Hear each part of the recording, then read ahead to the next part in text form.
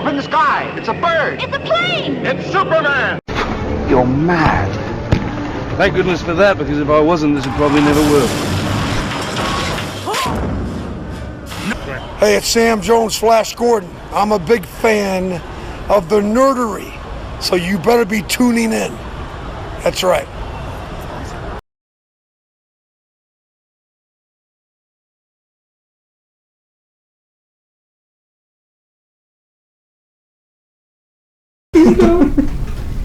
Welcome back to the Nerdery. I'm JD, and you can't see me at the moment. And I'm Chris.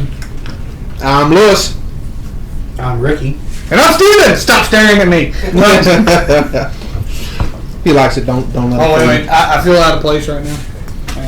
You ain't got the bad hat on. Oh, there you go. There it is. Put my bad hat on. Oh, yeah, that's a fucking good hat. How about that? Well, and of course, and as always, we are brought to you by All Star Comics.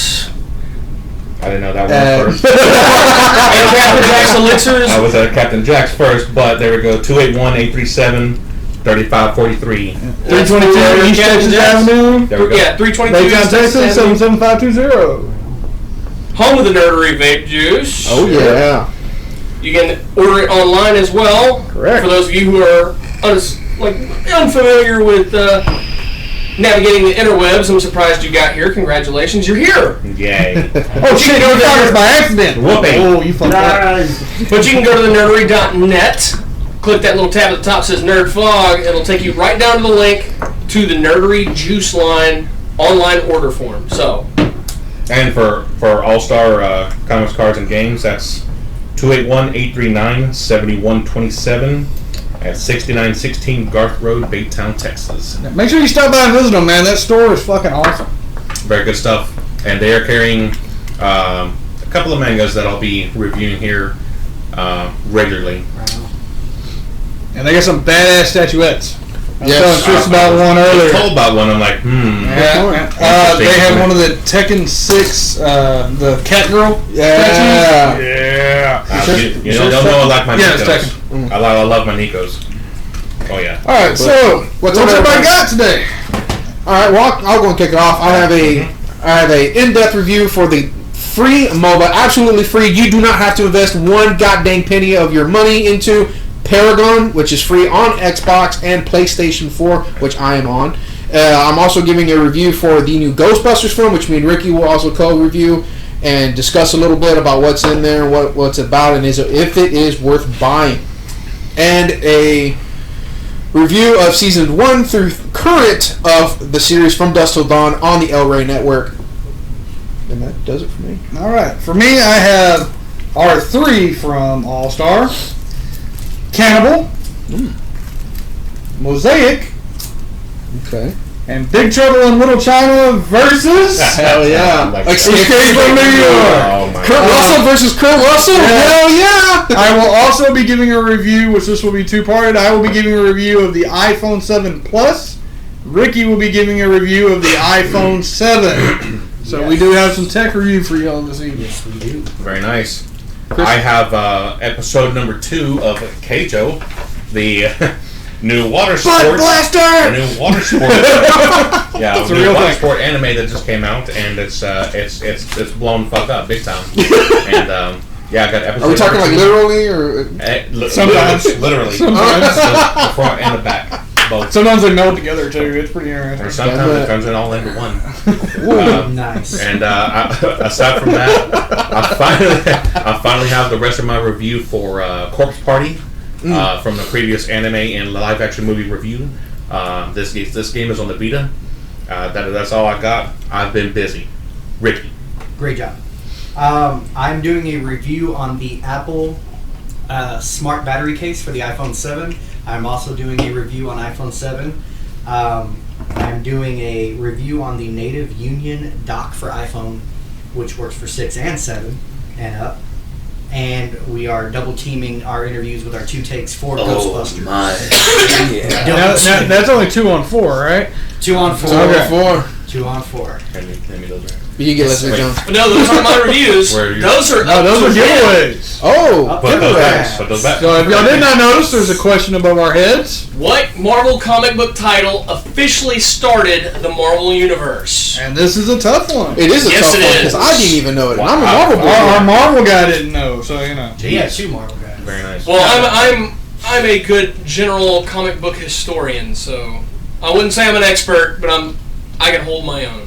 Y'all gonna ask me a lot about I like hentai, but You know what? Marvel. There is one thing we should throw in as a review today because it was so damn good. We're gonna throw in a review of that Arby's sandwich. That motherfucker was awesome. Arby's sandwich will review, and I will even tag them all the fuck up on Twitter. Yeah, that shit was awesome. I'll review it. I'll review the fuck out of it. Y'all retweet the shit out of it. Tweet the shit out of that sandwich. All right, as you can see, there's not a whole lot of room at the table today, Picture. so I'm going to pop up in the corner down here. I have Hal Jordan and the Green Lantern Corps number 6, The Flash number 8. I've actually been away from it for a while, Yeah. Right on. and I actually have not read between like 4 and here. So I'm kind of like just jumping back in. I have everything, wow. I just haven't read Never it. read it. So that's one of those ones, can I just grab it and pick it up and be okay with the story? And Action Comics number 965 and Superwoman number 3. And once again, this is one that I actually missed number 2 on. So I'm, once again, something that can you just grab and be okay You're with? just hopscotching through everything today, aren't you? Oh yeah. And I have a throwback Green Lantern Emerald Twilight. The only Twilight anybody should pay attention to. Damn right. Ooh, Well, burn cream. I tell you what, JD, since you're over in the corner over there, why don't we go ahead and let you do yours? Alright, that's Go fine. for it, dude. Superwoman number 3, like I said, I didn't read number 2, I did read number 1. And actually, yeah, you can just grab number 3, and there's a few things you're missing out on, but you're going to get the gist of the story just fine. And through this issue and Action Comics, of course, they're tying all the Superman, Superwoman, they're tying everything together right now. I haven't been reading any of the Supergirl, but I'm sure that's going to get tied into it as well. I did notice this month's issue of Supergirl actually shows Hank Henshaw on the cover, so Right on. Yeah. they're bringing back a lot of the villains they had during the reign of Superman. Yep. Also, and for that, I'm gonna give it 4. Solid. I enjoyed it. I really did. It was a good read, and it's extremely intriguing. And of course, you have the radioactive skull, nuclear skull. I cannot remember his name. Oh, I know who you're talking I about. know that band. Know that label. Is that a Houston local? All right. Action Comics number 965. I was hesitant on whether or not to pick this up. I almost didn't, because I knew from here on out it's pretty much going to follow Clark Kent. But this one actually followed Lois Lane and the Superman from the 90s that we all know and love. And it's kind of crazy because not only is the Superman of this universe dead, but apparently the Lois Lane, spoiler alert, the Lois Lane from this universe died in Superwoman number 2. Oh, I thought you were going to tell me she was a hooker this time. So Times are yeah, hard for Margot Kidder. they're always hard for Margot Kidder. Are you serious? That's a But bunch of overtime. you know, I'm glad I got this Action Comics. I really am. It surprised me in a good way, not that kind you get in jail. Surprise, motherfucker. All right, The Flash number 8. This is a rebirth title. Like I said, I read up to 4, and I've been getting all of them, but I haven't had time to read them. Yeah, you can just grab 8, and it's going to do a great job of filling you in on everything that's been going on, and you really understand. Apparently, the Wally West that Barry's been running around with, apparently he's dead, and a new one's in his place, a new Wally West, and so he's having to train this Wally West to be Kid Flash and be a good partner. Really great book. I really enjoyed it, and I'm going to go back and I'm going to read all the ones that I haven't had time to read. But 5 cakes. I really did love it. And Hal Jordan, the Green Lantern Corps, Rebirth number 6. Another awesome book. I don't want to spoil anything for you at all. That good? But Hal Jordan is taking on the entire Sinestro Corps single-handedly and holding his own extremely well, to the point that Sinestro got pissed off. He absorbed Parallax, stepped out onto the battlefield, and pretty much told the rest of the Sinestro Corps, "Fuck off, he's mine." Damn, we haven't seen Because that they haven't been able to touch him. Well, we haven't seen that kind of effort out of Sinestro since the the Sinestro War. Yeah. But yeah, fantastic book. If you're not reading it, you're missing out. Green Lanterns, like every Green Lantern title right now, is really kicking ass. 5 capes, I really loved it. And of course, the throwback, another Green Lantern Emerald Twilight. For those of you who don't know, this started during the Reign of Superman series when Hank Henshaw and Mongol, We're duking it out. they destroyed Coast City, Hal Jordan's home.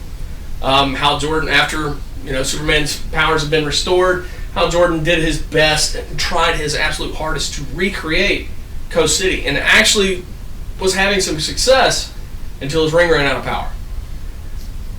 At which point a will construct hologram of one of the Guardians appears before him and says, "You violated the code, you've broken the law, surrender your ring and return to Oa immediately." And no, fuck that. I've given myself to you almost my entire adult life. All I want is my home back. You're not going to give it to me, I'll come take it. Punches the hologram, absorbs the willpower in the construct, flies to Oa, and pretty much defeats every Green Lantern along the way to get to Oa, and takes their rings as he goes. Like, not just defeats, he kills. Yes. He kills a few. And they're pretty much their trump card is they're releasing Sinestro with another Green Lantern ring to try to defeat him. And fails. of course, Sinestro, starts talking shit. You're all big and badass with all these rings on. Drop down to 1 and see if you still hold up. And yeah, he still holds up. I mean, he beats the living shit out of Sinestro, snaps his neck. Nice. And then Kilowog comes up behind him and it's fucking Kilowog. He's already been defeated. His ring's been taken, but he's still got a little bit left. Yeah. And Hal Jordan reduces him to ash. Nice. And walks into the power battery and emerges as Hal Jordan Parallax, which triggers a whole huge event. And it's a landmark issue. Yep. And if you haven't read it, you really need to. It's actually one of those landmark. And it's only 3 arcs. issues. Emerald Twilight is only 3 issues, and you can actually get it in this beautiful little one-shot. It's got all 3 issues in it. It doesn't have all the tie-ins, but it's worth it, man. You can pick it up as cheap as I picked mine up for $7. Not bad. Yeah. Not bad at all. Awesome. But for that, I'm cranking it up to 11. Badass. It's a must-read if you're a Green Lantern fan. You know what? I'm going to back you on that because I'm a Red Lantern fan, but I am a fan of the Lanterns in general. And my buddy Logan actually gave it to me, and he was like, "Dude, you got to read this." And I've only heard about it. I only heard about the fall of Hal Jordan and how he just kind of faded away into existence with Kyle Rayner and then with Guy Gardner and then what was his other name? Yeah. What am I thinking of? Thank you, John Stewart. I had a brain fart. Sorry, folks. And how they actually became the prime lantern holders, and just kind of how Jordan faded. And this was actually a telling of that and how that came about, of the fade away of Hal Jordan and the fall. Fuck that, Alan Scott will beat them all. Which, if you don't know, that is the Green's Guardsman, who is the original. Yes, he is the Justice Society Green Lantern. He is powered by magic, not by the power of will. Wood would kick his ass. But no, Emerald Twilight, you see the death of a lot of characters, you see a transformation of a very key character, and you also have the introduction of a character which is Kyle Rayner, who became the new savior of the Green Lantern Corps. You can see the comments, right? No, I cannot. Okay, you might want to see this one. I'm working on it. Take me off there.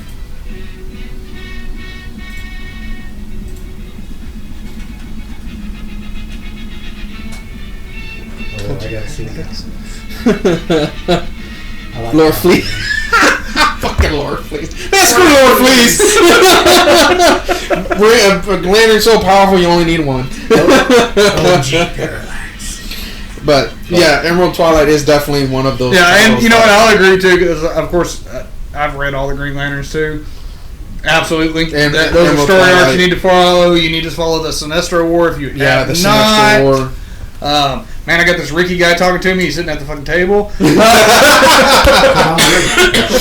Yeah, definitely. I mean, anybody who's a fan of where heroes can go from light to dark and the full expressions of it, you definitely find that in Green Lantern.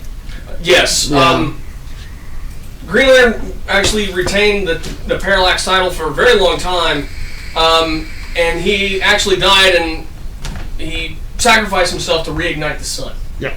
And we see him come back in Green Lantern, the Last Will and Testament of Hal Jordan, which I reviewed actually not all that long ago.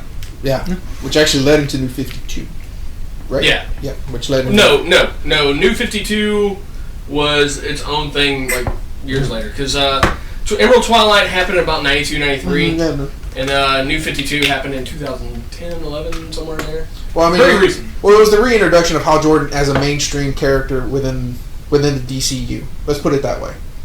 Yes, he became a very estranged character for a long time, and yeah, you had John Stewart, who was the primary Green Lantern, and Kyle Rayner. Yeah, Kyle Yes, Rayner. he was the Spirit for a while. That was actually... Yes, yes, that was before the Last Will and Testament. Yeah. So, who's next? Come around this side. Come on. Around this way? Alright, well then, I will kick off my shindig. I'm going to go and start off with Paragon. This is a game that a buddy of mine introduced me to that just came out. It is made by Epic Games, which I am a huge fan of Epic Games, and if you know Epic Games, you'll know them for one series and one series alone. Gears of War. Damn fucking right. Gears of War. Still a great freaking series to this day. Gears of War 4 has been nothing but blowing up. Great reviews out of the freaking woodwork. Keep it going. Yeah, Keep it going. Sorry. It's been going leaps and bounds. It's made me want to go out and buy the Xbox One S when I actually finally do. I have an Xbox One. And, I haven't had a chance to you know what's funny is that Gears of War was the sole reason I got an Xbox 360. Me too. It was. I played it at a gaming tournament, and I was just like, I have to have this game. I'm not gonna lie, the original reason I got an Xbox 360 was it was the Fate series. I got an Xbox Fable. 360 Fable. for Perfect Dark Zero, and was grotesquely disappointed. But shortly afterwards, they came out with a downloadable Perfect Dark, which was like crack to me. Yeah. Well, because everybody wanted something after GoldenEye. Yeah, and Perfect Dark came out, and it was like, yeah. which was That was- straight Rareware. That was their baby. Yep, that was them. It's like, oh yeah, you like GoldenEye? Let me give you something better. But yeah, my whole thing is I'm playing Smite. I've reviewed Smite. I followed Smite. I actually still follow Smite. I'm following the LAN championships out right now, which is going to lead into the Smite World Cup at the end of the year, which I'm actually kind of pumped for, because that's the time that Hi-Res Studios releases just a buckload, a senpai load worth of material, skins, updates, what's coming out, what's going on with Smite, where do they go, and it's only going to go up. So I've actually became a huge fan of MOBAs here lately, and that's kind of what all I've been playing. I wish I had time, man. I've been playing a whole. Not the same thing. I bet y'all have more time now. Shit. I've been playing a buckload of Smite. My buddy was like, "Hey man, why don't you go and come with me and play Paragon?" And he's a YouTuber. He uploaded a YouTube video, and I was seeing the gameplay, and I was like, you know what? It looks a lot better than the first time I played it, which was an open beta earlier this year, and or alpha earlier this year. And I downloaded it, and I am having so much fun with it. The amount of detail, the graphics, the utilization of team and communication that goes into it. As far as Smite, I'm predominantly a Joust and Arena player. The Paragon is only one mode, okay? It's Clash.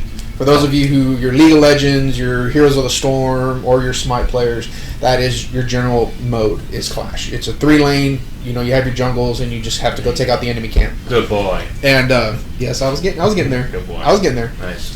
And, the only thing I have to tell you is that be prepared to spend some time on it, because I'm averaging 45 minutes a match. That is a basic standard match. It's Well, for 35 to 50 minutes. Well, again, I'm not a Clash player. I'm mostly of Arena. My max round is 25 minutes. So, it's me having to get used to being more involved and doing more for the team and just being more digging in more into the game. And your perks, it works a lot like Smite, except differently. It actually works off of a card system. And you get a whole bunch of cards. They're so awesome to keep you going because they give you packs anytime a character levels up. Anytime you level up, you're getting packs, you're getting cards, you're getting stuff to ultimately, keep upgrading, keep progressing, and it's awesome because, compared to Smite, Smite you have your what the. That was a great fucking epic face. Look at that epic face. That face should be on a Keystone commercial. Whoa! Hey, you should have GIFed that too. You should have GIFed that, dude. Wow, did you What the mix hell? that I got rid of the ice phone, so. Oh, dude, that sucked. Okay, I'm sorry. No, that face was worth it. But yeah, honestly, as far as card-based MOBAs go, what Lewis is trying to say is it is a very, very, very rewarding, very, very, very fun-based MOBA. Probably more fun than most of the others. Also, it's on the console, shit. Yeah, and it is on console, which is something like a console player like me, predominant console player like me does. Now, they do have it for PC. Dave wants to know how the community is, helpful or toxic? No, it is a very helpful community. I've seen a bunch of forums. I've seen a bunch of videos. I've seen a couple of streams. Actually, I went in and did my research. I watched a couple of Twitch people that stream it, and I've seen nothing but love coming out of that community, and I haven't experienced anything toxic about it. I was about to say, there's a very big difference with the Smite and Paragon. Oh God, Smite! Yeah. I've came across some players that I just. Dickholes. What scares me though is you said nothing but butt love coming out of that group. And I saw Ricky's face. Together, and Steven just made me shit myself. He just said I saw nothing but butt love. Like, I'm sorry. All right, nothing except love. How about that? How is that? I had to say Ricky's comment for him because I could see it out of his eyes when he laser beamed it. I just thought a butthead dude. I fucking love Beavis and Butthead. I fucking love that cartoon. But yeah, it's very helpful. Like I said, they have streams, they have forums, they have plenty of things for you to update and progress and further yourself. You actually, and it's a lot more evolved since the first time I played it. They're putting out about 30 heroes now, where they initially launched with I think 8. You had 8 different heroes, or 12. Thank you. 12 if you leveled up really fast. Well, now there's 30, and as you level up to level 6, you unlock all the heroes. You do not have to put one single dime into this game at all. And it is still open beta, so they're still improving. They're still dropping stuff. They're still dropping characters. It is still open beta, and it tells you that in the corner. Jeez, yeah. And there's a tag on there. And so, what the hell? David put Summer Love and happened so fast. I'm so sorry to interrupt, but I just showed Chris a video before we came in here. And it was like, tell me more. And it was Samuel L. Jackson. He said, does he look like a bitch? Tell me more. And then it switches to Samuel L. Jackson real bit. Does he look like a bitch? I'm giving Paragon 5+ gray skulls because I'm still having fun. I'm still advancing. I'm probably gonna be playing this game for a while. Going back and forth between that and Smite. I'm still putting in a few Smite games here and there for something quick, but I've actually been getting more and more involved with Paragon, and for it being a console game and for me not having to put up any money, anything in my pocket, I'm loving it. I really am, because I've actually dropped some cash. Matter of fact, I went over that in the very, very, very first open beta review. Basically, it was a very preliminary, very basic review on that game, and I did go over that. It is not a freemium game. You don't have to pay to get ahead. You just fucking play it. Just fucking play it. Play That's it. the best part about it. Yeah. And it is, and Good you stuff. have mastery skins that you just you. I mean, if you get enough points, you can buy the mastery quests, and they tell you what to do, how to go ahead and do it. You do this That's much awesome. you do this much PvP. You put in That's this much awesome. time. You get the character this level, and you automatically get the skin, and it's awesome. Like the only thing you do put money in is the skins. I'm going to leave the Ghostbusters last, and I'm going to do From Dusk Till Dawn. I am a huge fan, and everybody's a huge fan because of Salma Hayek, of the Dusk Till Dawn. Best scene ever. That's the best scene in movie history, period. And that is something different. When I first saw the show, I didn't know what to think because I was like, what the fuck? I was like, seriously? I was like, why are you even bringing back this up? And as you know, it's made by Robert Rodriguez, who's a Texas local here, out of Austin. And he actually writes great stuff. He's done Spy Kids. He was responsible for the Predators reboot not too long ago with Adrian Brody, Yeah. which was badass. It was a sequel too. Yeah. What? It was a sequel. That was a sequel. Was it? They talk about another crew in a jungle. This happened before. Oh yeah, it was. Well, Well, it's a continuation, yes, but yeah, they do reference to the original. But it's actually cool. They actually go more in depth about what they are. They're not really vampires. They're not bat vampires. They're based off of Aztec and Mayan history. They bring out the underworld and Xibalba and all that other stuff.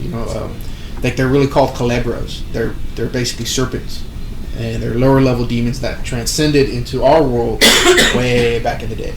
Yeah, that sounds really cool. And it's fucking cool, and it does follow the Gecko brothers and the Gecko brothers, how they're involved and how they were involved in their mythology, because there's a legend based around them. These two brothers come and they free the Culebras. They go ahead and give them their freedom from the underworld. Absolutely worth it. You can go ahead and watch season 1 through 2 on Netflix, and season 3 is airing right now. And it's actually cool because there's a lot of characters from the original movie and actors that were in the original movie that come into the show. Sex Machine. Like Sex Machine. Dude, I want that. Which is a I want classic, that iconic. Anybody knows the Friday the 13th Yeah. series. He's Yeah. a horror god. Oh, yeah. And he's actually playing a Culebra demon hunter, because now they're having to round up all these demons, and he's the only one that survived. Right on. So they're having to dig him up and, find where he's at and try to recruit him into trying to hunt down this problem. And it's fucking awesome because he's actually this laid back pothead. It's I can see that. it's just like, just give me my weed. I'm cool. What network is this air on? It's on El Rey, which is actually Robert Rodriguez's Really? network. Yeah. David says he has to say you mentioned Spy Kids, but not the Mariachi Trio. Trilogy. And yes, he is responsible for. Thank you, David. Yes, he is. He's Desperado, El Mariachi, and Once Upon a Time in Mexico Thank you. with Johnny Depp. Man, bunch of Mexicans. Damn right. Yeah, so my tacos. we got some beaners in here. We can go ahead and buy some Tito's tequila made out of Austin, Texas. Hell yeah. Wow. Oh, you're a Mojave. Okay. Well, hey, I'll get you some pan dulce. Yes. He definitely knows what that is. Yeah. Now, my other review. I'm giving the series 5+ Gray Skulls. I absolutely love it. I'm watching every bit of it as I'm keeping up with it. I'm up to current, so it's actually really it's pretty awesome. So I highly suggest you check it out. I'm gonna watch it. Now on to my last review for the new Ghostbusters. Now, I was probably one of only few people within this whole podcast that actually was legitimately giving it a shot. I wanted to see what they wanted to do. You're right, no doubt. I'm giving it a shot, but I admit I have not watched it. I just ain't had the time. Good. That's fair enough. Now, I wanted to watch it in theaters because I wanted to give it that chance and that support. That the fact that they're bringing back Ghostbusters was awesome in its own right. Now, I did have a slight feeling in my mind that this was just going to be a slapstick. Just put it out there. Fucking no one's gonna watch it anyway. So just do a job and whatever. We got cool effects. They'll love that, and that's it. I have to say I was wrong. That's completely wrong. It was very well done. You have tons of Easter eggs, tons of one-liners, tons of just little tidbits here and there that pay homage to actually the both of them. To the both of them. Because there's actually a scene where you see the giant ghost parade. If you actually look, you see the tower that Ghostbusters 2 wasn't, where that took place. And then you actually see the original building, the hotel building from Ghostbusters 1. The Sedgwick. Mm-hmm. Yeah. And so it was just so awesome. You had appearances from the whole cast. You had Dan Aykroyd, you had Bill Murray, you had Sigourney Weaver, and you had the assistant Annie Potts, and then you had the other Ghostbuster, Ernie Hudson. You had everybody except for Harold Ramis, and that's only because his untimely death. Yeah, but now, and the other thing is that Harold Ramis did write this one. This was something he wanted done. Wanted to do. He wanted to give Ghostbusters a new spin. Yeah, because he loved the series. He loved doing it. They could just never get another one going as planned. It was always stuck in production limbo, even in the 90s. Well, you remember the first talk about this after they said, okay, well, Bill Murray doesn't want to do it. We're going to go ahead and get a group. There was rumors that it would be the Judd Apatow crew. It would be Steve Carell. Mm-hmm. Yeah. What's his name? Rogen. Seth Rogen. Jonah Hill and stuff. And I thought, hey, that'd be great because I like those guys. It wouldn't be as great as the iconic Bill Murray, Harold Ramis. My take on it, honestly, I'm with you. When it first showed the trailer, and mind you, this is still to history one of the most disliked trailers. No, the first one. The first trailer. The first trailer was one of the most disliked trailers to hit YouTube. If you look at it now, it's still got millions of dislikes. Yep. And I remember Chris, very early on, I posted something about the second trailer, and I remember Chris said, I'll pass.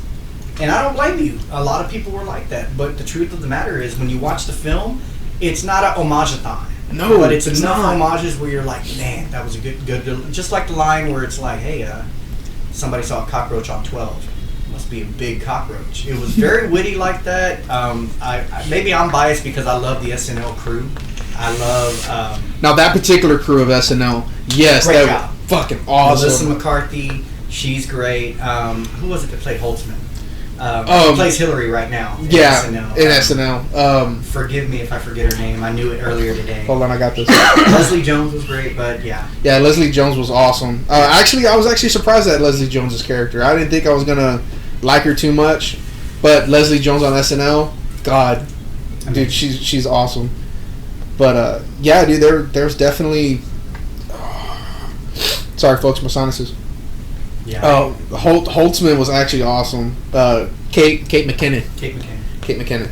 Holtzman was actually awesome. I actually love Holtzman's character. I'm gonna build this. And like you didn't know what the hell was going on.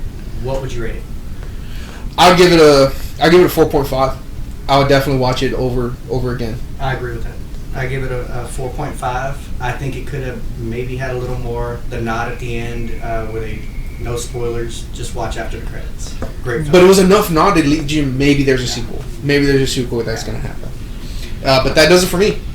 All right. Well, I'll run through mine fairly quickly. All right. So, Cannibal number 1. Kind of an interesting start. Definitely one I'm going to need the next one to really give you a truly fair review on it.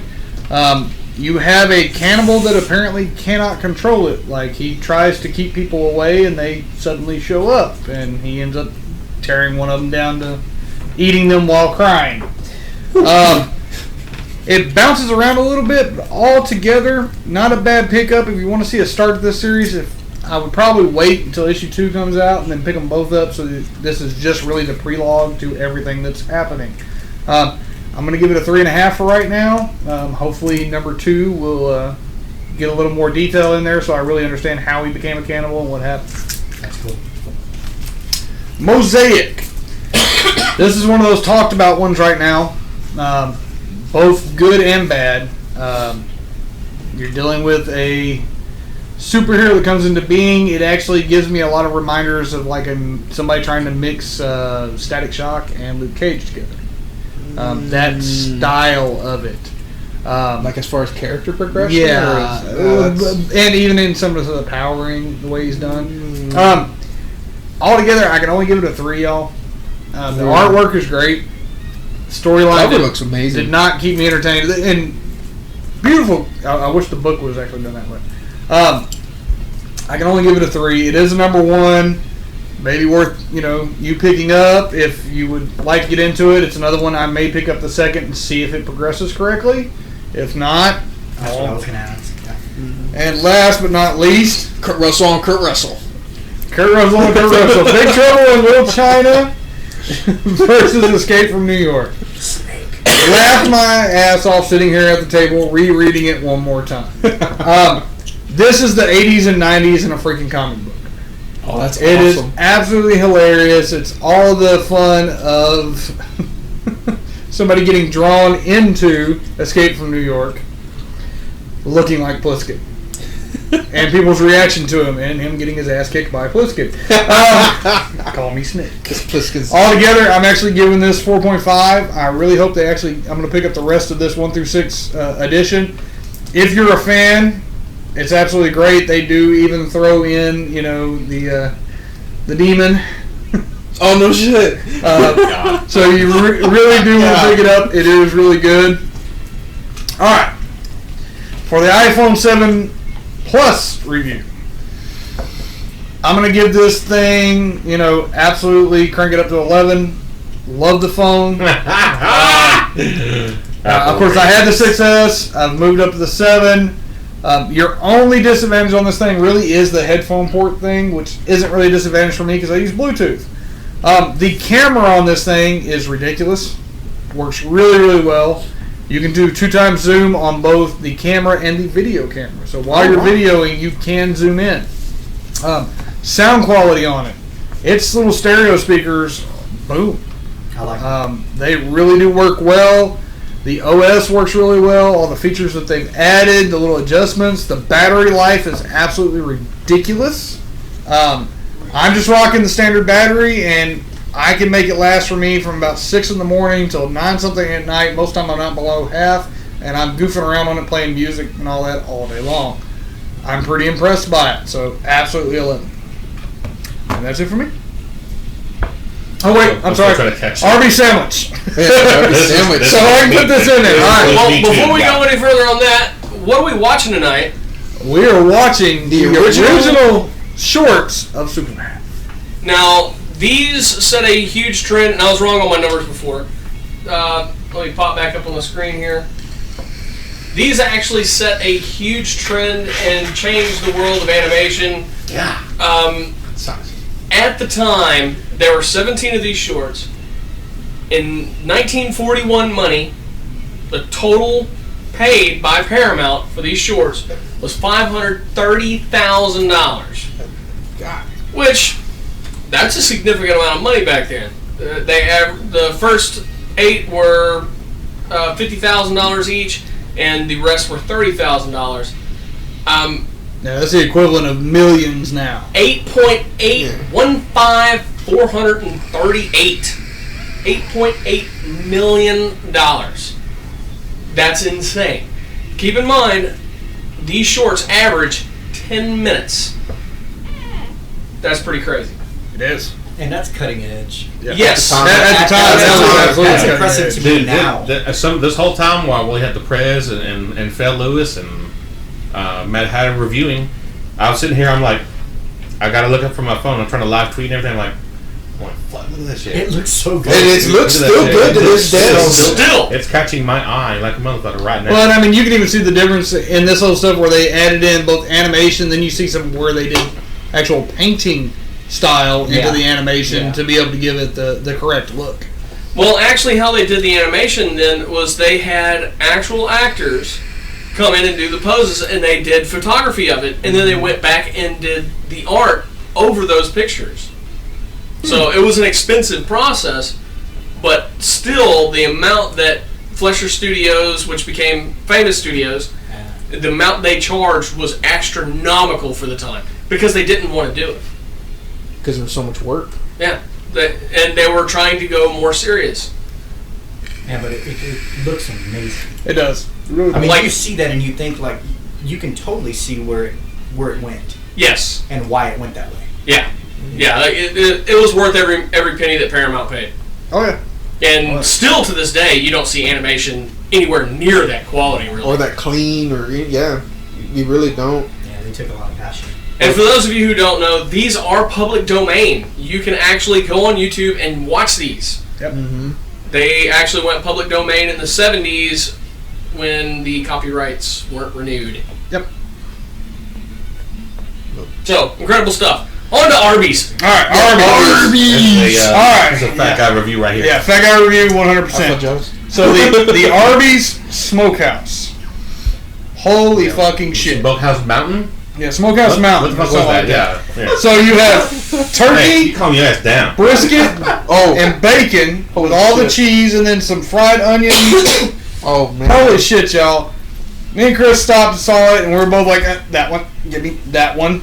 Yeah, big time. It was so fucking good. It's one of the few times I've gone to a fast food joint and had brisket that was cooked correctly. Oh yeah. Actually had the right flavor. So Arby's, Yeah, I did for of real. all fucking places, 100% credit to you. 5 fucking Ninja Scrolls. There we go. Whatever you want to put it at. Oh god, that looks cheap. Smoked Mountain Sandwich. Smoked There we Mountain go. Sandwich. Here we go. Absolutely awesome. Go pick the motherfucker up. Limited time. I mean, yeah, limited time only. Mhm. Absolutely awesome. It needs to stay on the fucking menu. That's my view. Okay, right, y'all ready? Y'all ready? Picture in Okay. Wait, you did that wrong, sir. I'm sorry. Wait. Okay. There you go. You're absolutely right, David. Just a little bit, you I'm know. not sure. Hold on. That's what he said. Can someone get Stephen and Chris some tissue for ejaculation? I need a whole. You're absolutely right, Sir, man. I That need a was whole towel. really fucking good. Put it like this: I have not even eaten Eat it. my loaded fucking curly fries yet. They're still sitting here because that sandwich was so fucking good. I had to finish it. And if you don't know about me, I can't eat a lot.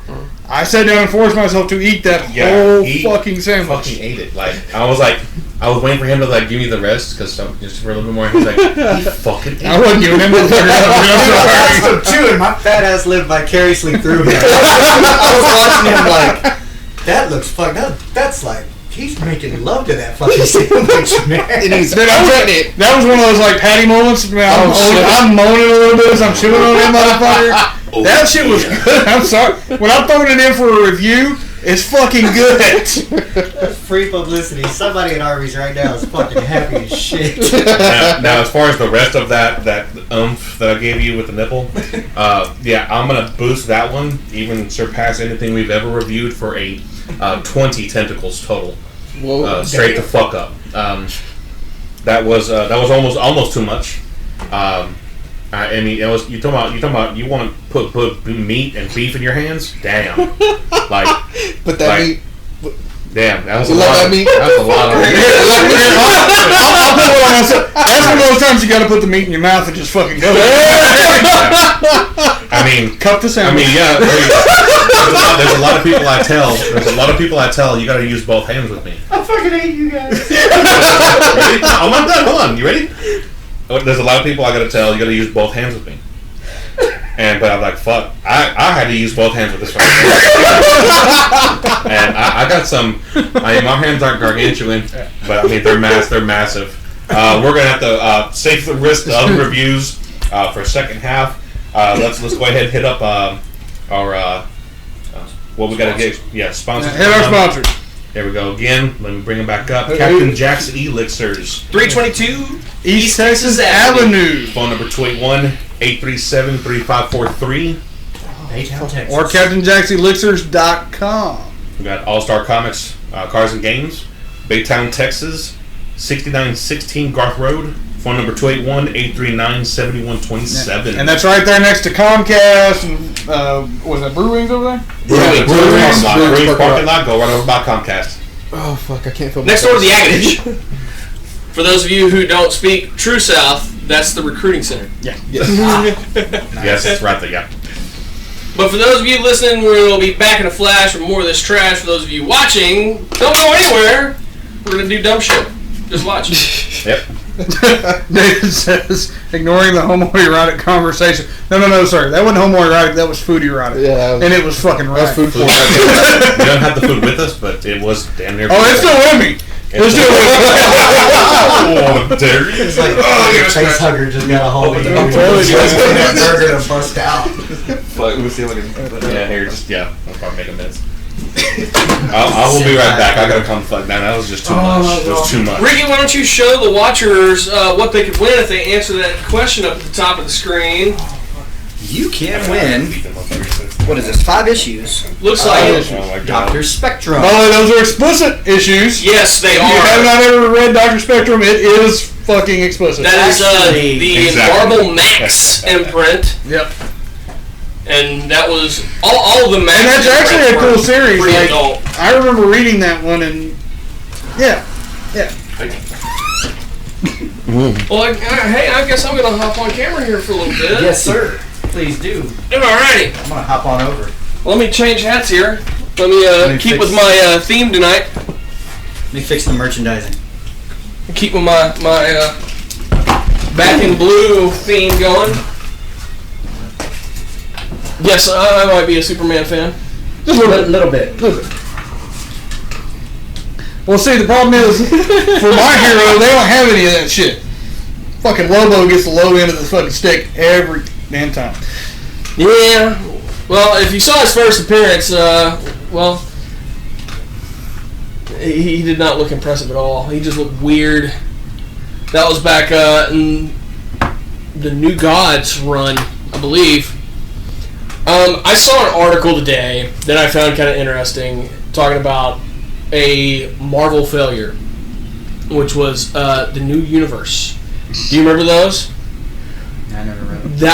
It was incredibly terrible. Apparently they wanted another Marvel universe, but they wanted it 100% realistic, nothing strange and really out there, no aliens, anything like that.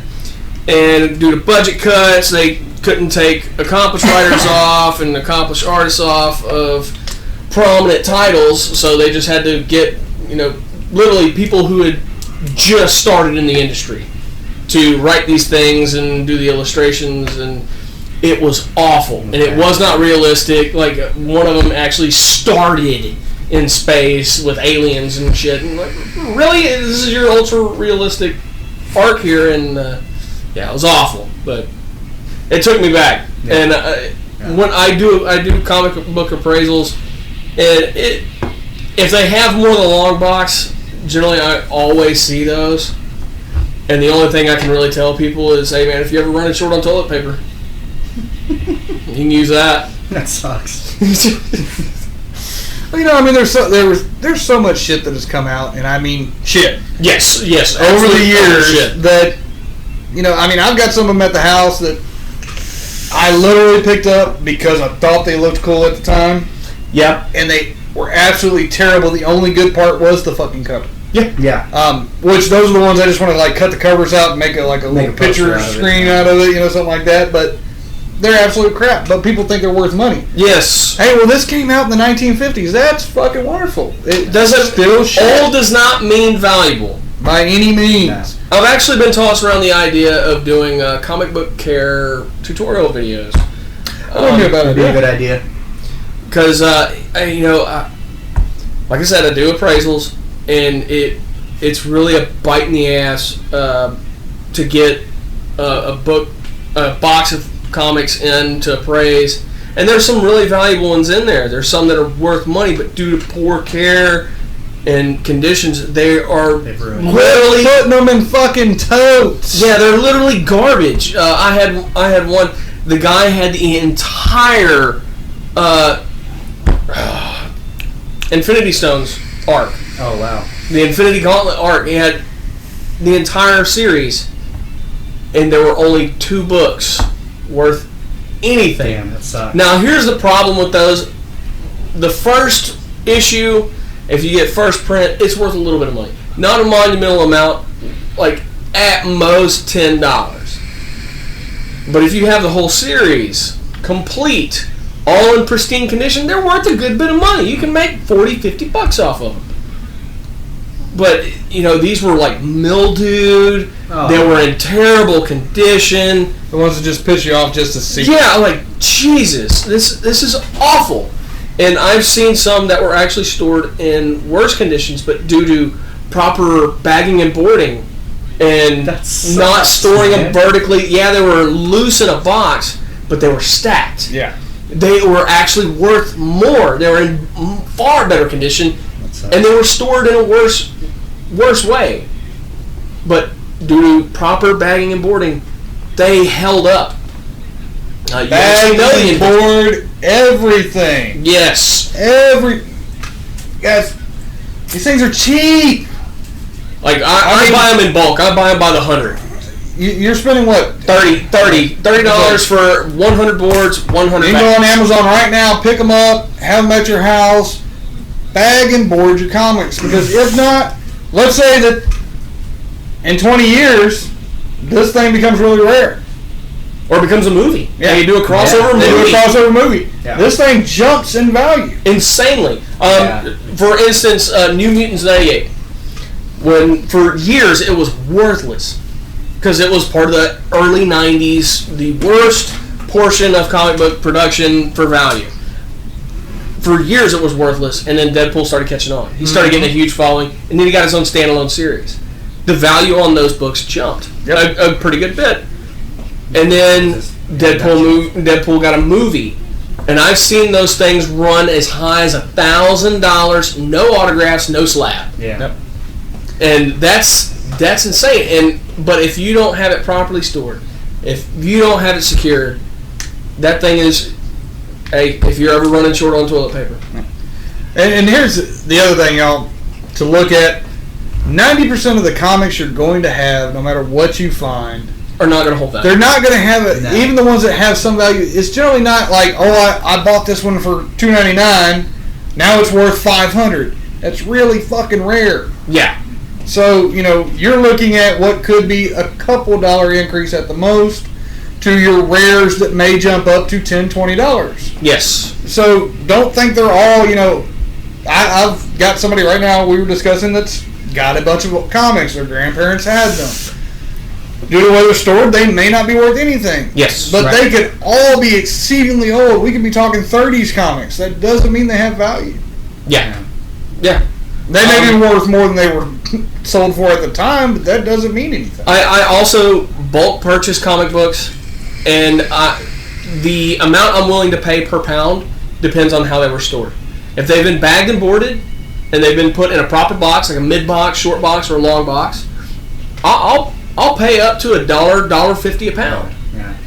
But if they're in a loose in a tote, like even in bags, but no boards, the highest I might go is, depending on the age of the ones that I see. 15, and the titles. 15 cents to a quarter. I'll go up to 75 depending. That's the highest I've ever gone. I was about to say, that's higher than I would be even willing to. Yeah. But on average, I'm going to be cruising right about 25 cents a pound. Now, that's what I was going to say. Now, we go to a lot of comic book shops. Yes. One of the things I hate to see walking into a comic book shop is a bin, and they're not bagged and boarded. Yes. That will actually cause me to walk back out of most shops. Yes. Because that drives me nuts. Because I know they're creased. Yep. Pages are screwed up. People have yanked them in and out. And I promise you, if you've never gone and watched at a comic book shop, people are not gentle. No, they're not.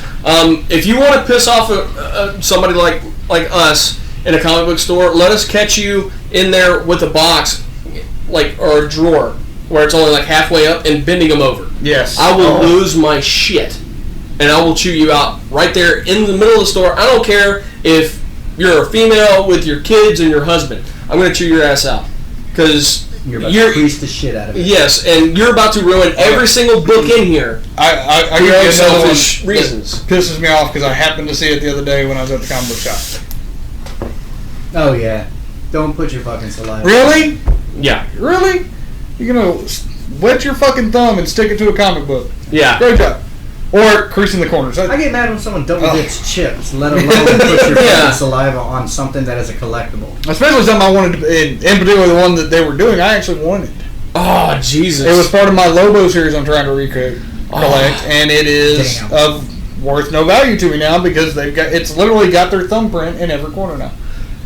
And that stuff dries in there, believe it or not. Yes, it does. It's mildly acidic. If we ever get that thing signed, we're going to send it off to get slabbed. Yeah. And I don't know if you know this, but CGC is extremely particular. Now, a lot of people like me for appraisals and ratings because I'm actually more critical than they are. As a matter of fact, my Superman, I expected a 7.4 on. I got a 9.4. Nice. Which I love. I'd rather be surprised than disappointed. But on that subject, be careful who you send off to. Or who you send through. Yeah, I mean, because what you don't want is, and I mean, I've heard this discussed on some forums and all that, is went to send a comic off and the one that came back was not the same comic they sent off. Yep. If I'm going to send a comic off, I'm taking pictures of every page, especially if there's an imperfection that happens to be on the cover somewhere. Yes. I want a picture of that imperfection before I send it off. Ricky, if you'll look right behind you on that shelf, down. There's a slabbed book over there somewhere on top of that metal box. It's in a clear plastic case in there. I see it. Alright, this is a slabbed comic book. I sent this off. I actually had it signed by Stan Lee, and of course I had it witnessed. I sent this thing off to be graded, and like I said, I'm very critical.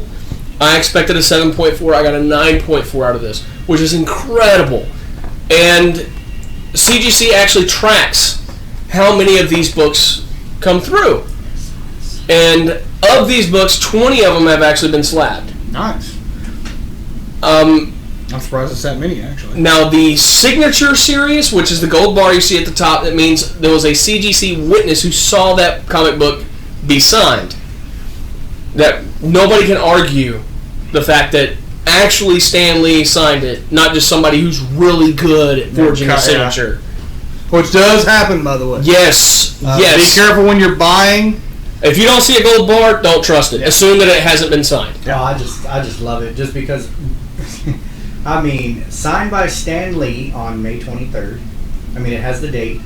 It has the cover art, Adam Hughes pinup on back cover. It's got its own serial number. Yes. I mean, it's ready to rock. It has a holographic CGC insignia. Yes, if you do not see that in the slab, don't trust it. And it's just going. Let's just talk about it. I mean, and here's it. Now I'll tell you something else on slabs. Before you buy one, take and check all of your edges. Yes. Because what I have seen is where they've been popped open and another one chunked in. Yes. What I can promise you is you could send that thing back and they would reject it immediately. Yes. Because these things are never meant to ever be reopened. Except if it is reopened, it has to be by them, and then it has to be regraded to be reslabbed. Yes. Now, I was actually, the only reason I got that one slabbed is because John Buscema has actually already passed on. There's no way I can get his autograph on it. Now, even if it was just Stan Lee and John Buscema was still around, I probably would have still sent it off to be slabbed, so that way I could get that gold bar. But if John Buscema was still around, I would have a form filled out, ready to go to send it off to have it reopened. Well, just like now, for instance, I have a comic that I got signed, not by the writer. We did get it signed, which was my very first edition of Lobo. Yes. And I got it signed by Danny Trejo. Yes. Now, we got it signed by Danny Trejo because there was a possibility. There was a rumor going around. That Danny Trejo was going to do Lobo. So I wanted to get his signature on there before it happened. Now, I've still considered going ahead and getting that one slabbed. Even though it hasn't happened, it's still a rarity to have Danny Trejo sign a comic book. But it would come back blue bar. It would come back blue. Which is standard. Now, had I took a picture of it at the time of him signing, you would still had to have had it witnessed and sent that day. Really? Yes. Oh, okay. You can't get a certificate of authenticity and send it off later. It doesn't work that way. You still have to send it off if you want the gold bar. It has to be witnessed and sent that day through a carrier. Okay, I didn't know. And it can be expensive. As a matter of fact, I've been in contact with CGC on setting us up an account, so when we're at a convention, I can be there as a witness and we can ship it off for you. It's done. Okay. But we are working on that.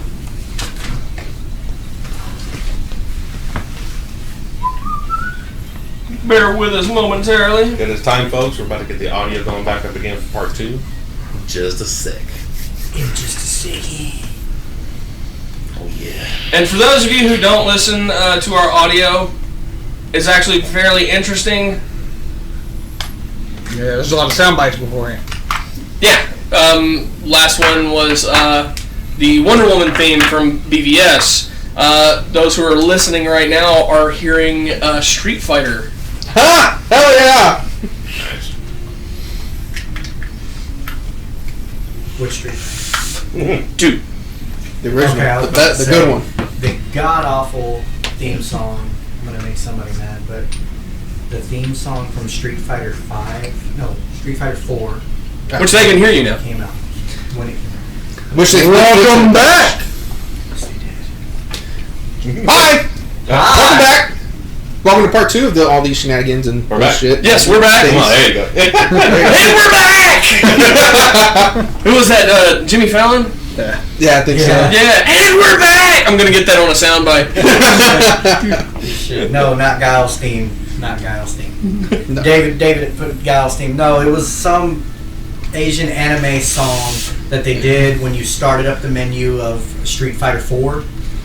Horrible. I remember it, but I can't think of, like... I can't remember which one either, but it was a big one over there. Something like, I'm gonna get back, something on, it's my destiny. Like, it was Something bad. like that. But they fixed it in a patch, and then they fixed it when they redid Super Street Fighter 4. Yeah. Which, thank God. Well, you know, maybe I can secure. I'm willing to pay for the royalties, and we'll have Queen's Highlander theme. Oh, hell yeah! Yes! God. Nice. Yes. Nice. And for those of you watching, of course, you heard Sam Jones, Flash Gordon. Yep. There in the intro. Which He was is an a awesome fan. guy, y'all. Oh yeah, he was awesome. Yeah, I And we watched interviewed it. him, and we I got him watched to record a soundbite for us. Yep. It was I really cool. watched My very first- And he was a fan of us. He loved us. As a matter of fact, because he knew where I was. Because Yeah. Friday I was running logistics, and he kept coming by to come bullshit with me and shake my hand and talk to me. Yeah, I'm like, yeah. dude, nope. It was cool. Shouldn't you be at your booth making money? Yeah, it was an absolutely awesome Yeah, guy. he was freaking amazing. Oh, dude, I would have messed with him. I'd be like, aren't you that dude from... Yeah, Flash Gordon. No, nothing. From Ted. Actually, you know what? He'd have gone with it. He would. Oh, he totally would that way. I'm looking forward to Patrick Warburton. Yeah. I want to do an interview with him, and I'm going to make him wear the big blue tick suit. You know who I want to catch an interview with just because I think he'd be awesome to interview with Steve Buscemi. wow. Absolutely, really want to catch an interview. That's one that I'd actually want agent approval on. I'd want in a private room because that guy's a fucking hero. Yeah, he really Like is. a real deal hero. He served with the New York Fire Department for years and actually had Went back retired during 9/11. in 9/11, went back to his old engine, old ladder, and went in and helped. Yeah. Nice. On top of being a hero, he's great. He's actually in one of my favorite films, Ghost World, and I love that film. He's done a lot too. I mean, come on, dude. Him on top of the fucking nuclear bomb in Armageddon. Hell yeah! That's the one between my legs, brother. This is a woman with small tits. This is a woman with medium tits. This is a woman with large tits. This is you. Listen, you want to With tits. You want to compare brain juice? Fucking love him, man. That dude is this shit. He's great. But yeah, call Rockhound because he's horny. Alright, well, let's let y'all two finish up so we can get on After the whole Arby's bit, after Arby's bit, I went Still outside can't come and I totally tagged up and bothered Arby's on Twitter for us. And hey, who knows? Maybe they want to throw in a commercial of me rubbing my nipples. Maybe they want to bring us some sandwiches one week for the show. Arby's is Sandwiches. There you go.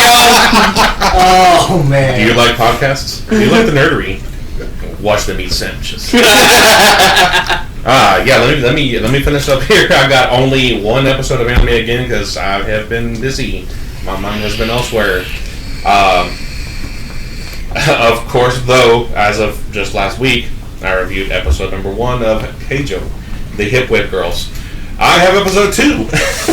Yeah. That is all I have watched. Of course, I also work, and sometimes I can't watch. I'd rather not watch those kinds of anime at work, and it'd be sort of embarrassing. They give you so much shit for that. Probably would give me a lot of shit for that, or I'd probably get fired. I don't know. Episode number 2. They continue with the butt and boob slapping and fighting. But they slowed it back down. The episode 1, there was a boom in your face, boom, this is gonna be fucking awesome, and they're fighting and boobs and ass everywhere. This one, it slowed down really hard, really hard, and it's getting in depth with the actual girls that are in this academy to learn this new water sport.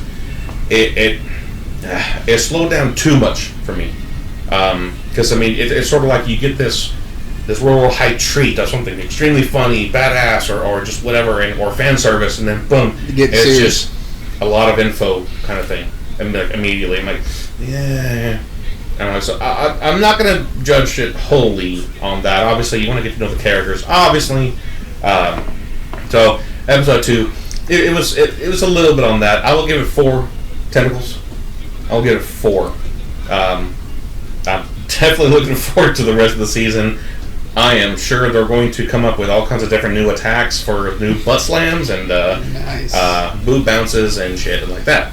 Hell, what if they put on strap-ons and start sword fighting? I don't fucking know. Shit. That bitch grew a dick! And then of course I'll come back and all pissed off and say that bitch grew a dick. He was pretty pissed off. He should have been there. Yeah, and speaking of, matter of fact, we're going to Anime Matsuri coming up in April. Are you going to sit through it? I'm gonna try. I have vowed to. Let me see here. Yes, Lily Lee gay boobs and ass everywhere. You should check it out. It's on Crunchyroll. Yeah, that needs to be your cosplay. Now, let's see. David may want to use the term pool sport since water sport has a bad connotation to it. No, you should actually watch it, David. I can definitely say it is a water sport.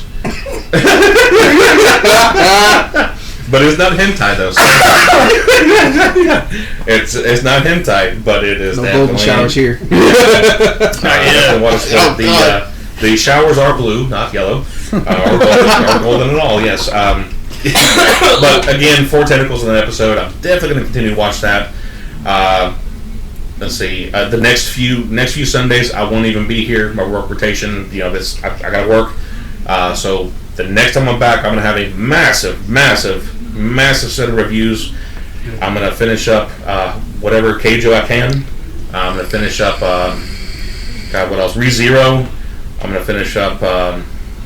There was a bunch. I remember that I left off because Keijo came out and it blew my mind. So I'm going to have a shitload the next time I'm here. Another quick review. This is a quick one. I realized I left that on this one 2 Sundays ago. Defrag. Defrag is a little bit older. It's on Funimation. You can watch it literally anywhere. About the Blu-ray. Funny as hell. This one, the whole season, it's pretty much slapstick. It is in damn high school again, of course. But this one is, they put a lot of their funnies on role-play elements. Sort of like Love Chunibyo and Other Delusions that I'm waiting on the Prez to watch and review. Calm down. I'm waiting on, but anyways, it has a lot of funny, very funny RPG elements. The girls and the guys in this game creation club act just totally like dorks. They're super dorks. One of them has water power, one of them has dark mind power, and all this good funny shit. It's just silly. It's ultra cute. They use a lot of chibi art with them when they get the real cute or funny or something like that. Extremely funny. Every damn episode, the whole season. Very, very, very funny. 5+ tentacles on that for the whole season of Defrag. It's just one season, no continuation. There you go. Now finally I have a complete full-blown review on Corpse Party for the Vita. I've already reviewed the anime, sub only. I reviewed the live action film, I haven't even touched the damn mangas. I have volume number 1 omnibus. I haven't even read shit. I'll get to that later. But the game, wow. I went out at a preliminary review, I think also two Sundays ago. Man, creepy as fuck. You're only in a top-down view of the game. And it looks like a, I don't know, like an older, maybe Nintendo 64 style of color and animation, top-down view of what you're doing. But man, a lot of it's very heavily audio sensory. So I turned my Vita full blast, very loud, to play this, and I'm looking around sometimes like I thought I'm hearing shit. Happy birthday, Carrie Gordon! Happy birthday. Oh, Happy yes. birthday. Happy birthday, Carrie. Another podcaster for the, I guess, let's just call it Houston Podcasters Network, I guess. Carrie Gordon, happy birthday. He's Mainstream Resistance podcast, and also the Metal Geeks podcast. There we go. Back to review. Very, very heavily audio sensory. Every once in a while, it's just, you have only 2 little tiny speakers on the Vita. So I'm sitting there, stomach on the bed, I'm laid flat, I'm playing, I'm like, what the? I'm looking around and shit, I'm like, fuck, I keep hearing shit. It's just happening behind me. I'm like, what the fuck is going on? Oh, what the fuck? Thought someone knocked on my damn door at the house. Fucking all kinds of shit was going on. It was badass. There was that sound, Yeah, huh? very, very ultra creepy. Badass. As far as I want to put it on the emulator and put it on the PC. and it follows the anime to the T. That's what I was happy for. A lot of ports from anime to game to anime is all kind of crap, and they fuck it up. Y'all know I'm a stickler for shit fucked up. I hate it, but no, it followed the anime. It's The wrong, sir. Your review for Attack on Titan game and God Eater. God Eater. Oh no, I did not. You did the first God Eater, not the second. Oh yeah, that's right. I didn't do that one. But you were very satisfied with the Attack on I'm Titan. extremely satisfied with this one. Let me put it that way. There you go. You got a good point though. Good point. I'm extremely overly excited on the how this game played out like the anime. You play the game. You gotta find your little hints. You have no weapons. You have a flashlight. You possibly have to find batteries for because your lights will go out. You gotta find little hints. Ghosts will pop up. You gotta run. Like I said, no weapons. You got nothing. You got a flashlight sometimes. That's it. But a lot of the audio sensory also reminded me of the very first time I ever played the very first Resident Evil. Oh man. How about some of that? That's on on Vita. Yeah, that game Really good was emulator. goddamn, it was really, really good. And even at that, it also plays like episodes of the anime, literally episodes, like start to finish. You go through the first part of it, like in the house or the school, wherever you're at in the game. When you finally find your objective, it ends and saves. You start back over at the menu and go chapter 2. It's neat. It's neat how it plays. That's cool. It's not a visual novel. It's not a visual novel, but it plays it plays episodic. That's kind of like how Odin Sphere plays out, in a sense. It's a lot quicker, yeah. It's a lot quicker. It doesn't make you seem like you need to restart or reopen. But this one does. This one, it's neat. I do like it like that. It's very, very neat how it does that. 5 plus, way up. 5 plus tentacles on that game for the Vita. That is Corpse Party. They do have a different version. That's a different title, a little bit different also on the 3DS. No for consoles. I think they have an old PS2 game. That's how long the story's been out. It's been on for quite a while. But yeah. There we go. Ricky. Yeah, I'm reviewing a product by Native Union. If you don't know Native Union and you are a iOS or Android user, this particular product is Speak up, boy. this is a dock that they make. They make cables, they make cases. This particular dock is for iPhone 7 and 6 and beyond. So 6, 6S, 7, 7S, 7 Plus, the whole jazz. It's designed to work like Apple's dock, but it uses Apple's actual cable. And it's weighted. You can use the iPhone cable that comes with yours, or you can use their cable. The difference is their cable you can buy up to 10 feet. I think you can buy Apple's, but it's kind of pricey. Theirs is a little cheaper. Because it's weighted, it's also got a nice Art Deco feel to it, and it uses actual metal, which is something that Apple's known for. Apple's known for using aluminum. I love it. I absolutely love this product. This is a $50 to $55 product, and I got it for $20. If you go to Best Buy right now, it's $20.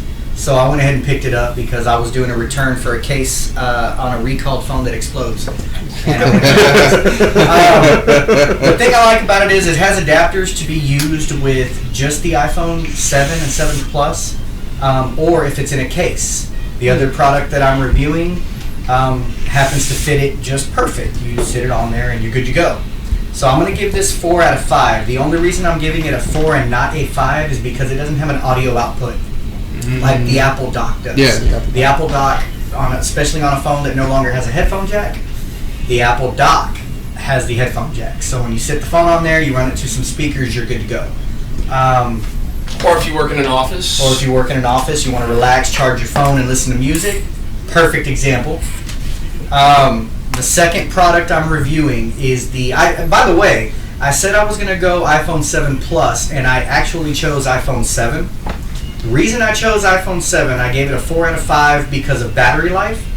The battery life is excellent. It didn't need the case that I went and bought, but I did it anyway because I have certain days when I'm out on the go and I'm a power user. To give you an example, I unplug this at about 4:20 every morning, and I run it on Spotify the entire day with, surfing the web and whatever when I can, until about 9:45 to 10:45 at night, and I still have 13% battery, and it hasn't even touched the iPhone's battery. So it just died, and I've been using it all day massively because I'm off of work. I'm using web pages, Facebook, Twitter, whatever. So yeah, it lasted till about 8:45. This fixed my problem.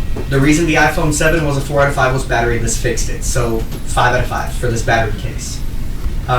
Quick review on iPhone 7. iPhone 7 already rocks. I reviewed it last week, following up, especially now that we've got Steven's iPhone 7 Plus. These are excellent devices. Man, if you're a nerd and you don't want to get into the whole Android versus iOS thing, you just want a good phone, this is the good phone. I love Android, but I really love Apple, and I'm glad I'm back. Still on Android. Yeah, and it's great. And I got the Note 5. You have the 5. So yes. I'm great. Don't worry about I'm gravy. No exploding problems. House No going in nothing. flames. We're good. So yeah. Pretty sure you have a strict leave your phone at the damn door or in your car. It's a no-fly zone. Yeah, for sure. So yeah, but yeah, if y'all get a chance, buy this product for $20. All right. So, Very nice, man. Very nice. discussion topic. There's no discussion topic. AMA, ask us questions. Okay. Please do. And we shall Q&A. answer. Q&A. So this is actually our first official AMA. scheduled. AMA. So, to our users out there, what the hell do you want to know? Yes. We are here. What's right there on the bottom of your screen? There it is. Ask us anything. If you're watching us live, hell, have a comment.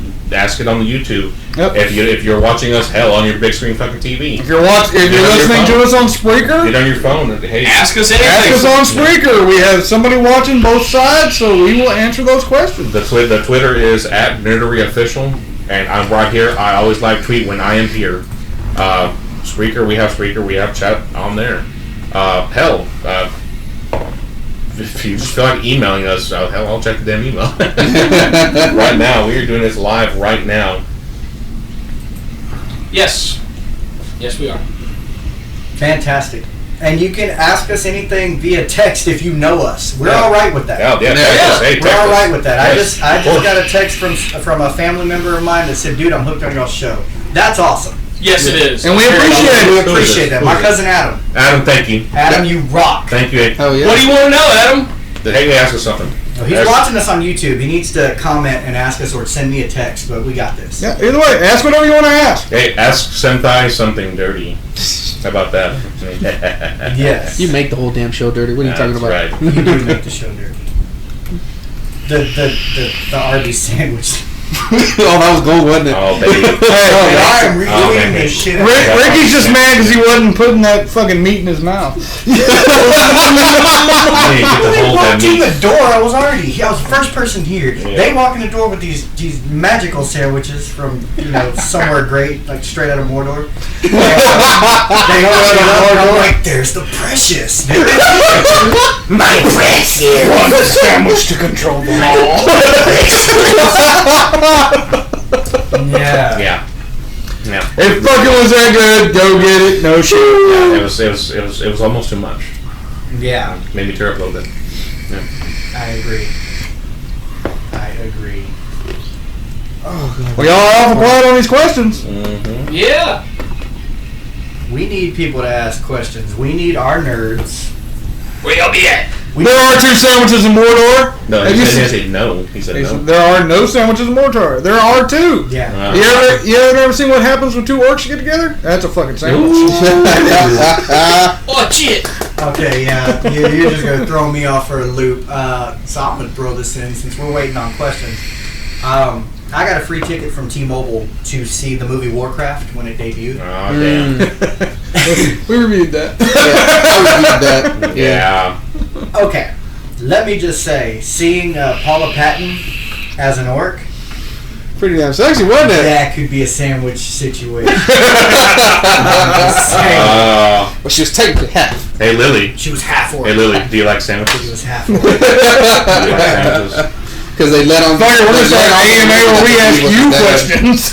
No shit. What do you guys want to see in an upcoming show? I don't have anything scheduled for next week, so we can do that. We're gonna ask the audience questions. Hell. Why the hell not? Well, the problem is they don't answer now. Come on, David, ask a question. I know you're there. Oh, I know he's there. Nah, you don't have to ask David. I already knows he probably needs to use both hands too for hold meat. David, you not missing. You fucker. Lily says, Oh goddamn! What? What's up, Lily? What's up? Come on. No. you can ask questions too, Lily. Let's rock. She's watching us live. And don't forget, I'm here. The Prez is here. You can ask the Oh. Prez. Ask the almighty Prez of all of his knowledge. Yes. Ask me something dirty. Well, Okay, here, I got a I'm question. currently not on screen, but I can do that, and bam, here I am. Are we still doing our changeover for the Halloween edition of the show? What? What? The cross-dressing, The gender bend. gender-bending Oh, episode. yeah. I'll be at work. I'm currently unemployed, but I'll definitely be employed for that one. Like I said, I won't be. Let me check on something real quick. About to say, am I Wait, cross-dressing? Yeah, we had talked about doing a gender bend. All I could think of is Jason Lee saying, Ah, okay. Let me check something, make sure something's still up. And, Post share? all I could think is, Yes, and do remember the question at the top is over. I would have been a Wow. sexy chick. Ooh. Would you fuck me? I fuck me. I remember, hey, I just went over that recently. I fed myself. Buffalo Bill. God He was damn. gonna cut you up and wear your skin like a woman's suit. Yeah, that's Say yeah, that's gross, man. That's gross, man. Hey, man, I think that's me. What's he saying? It puts the Joe Dirt in the hole. Yes. Fine, look, it's putting the lotion on the skin. Yeah, whee! Look at that car. What? Whoa. How much did I need to donate for the gender bend? I'm working on that. Does everybody agree to that number? Yeah. Yeah. All right. Huh? Oh, yeah, Let me that's check fine. something real quick. Wait, I'm lost here. I mean, is that like prostitution? No. That's David, I fundraising. think I'm missing what the question is. Huh? Are you talking about what I asked? Okay. Or are you? I'm guessing. I don't know what's going on. I'm thinking about hentai right now. Just Yeah, bitch grew a dick. No. no. As y'all know, I rate with tentacles.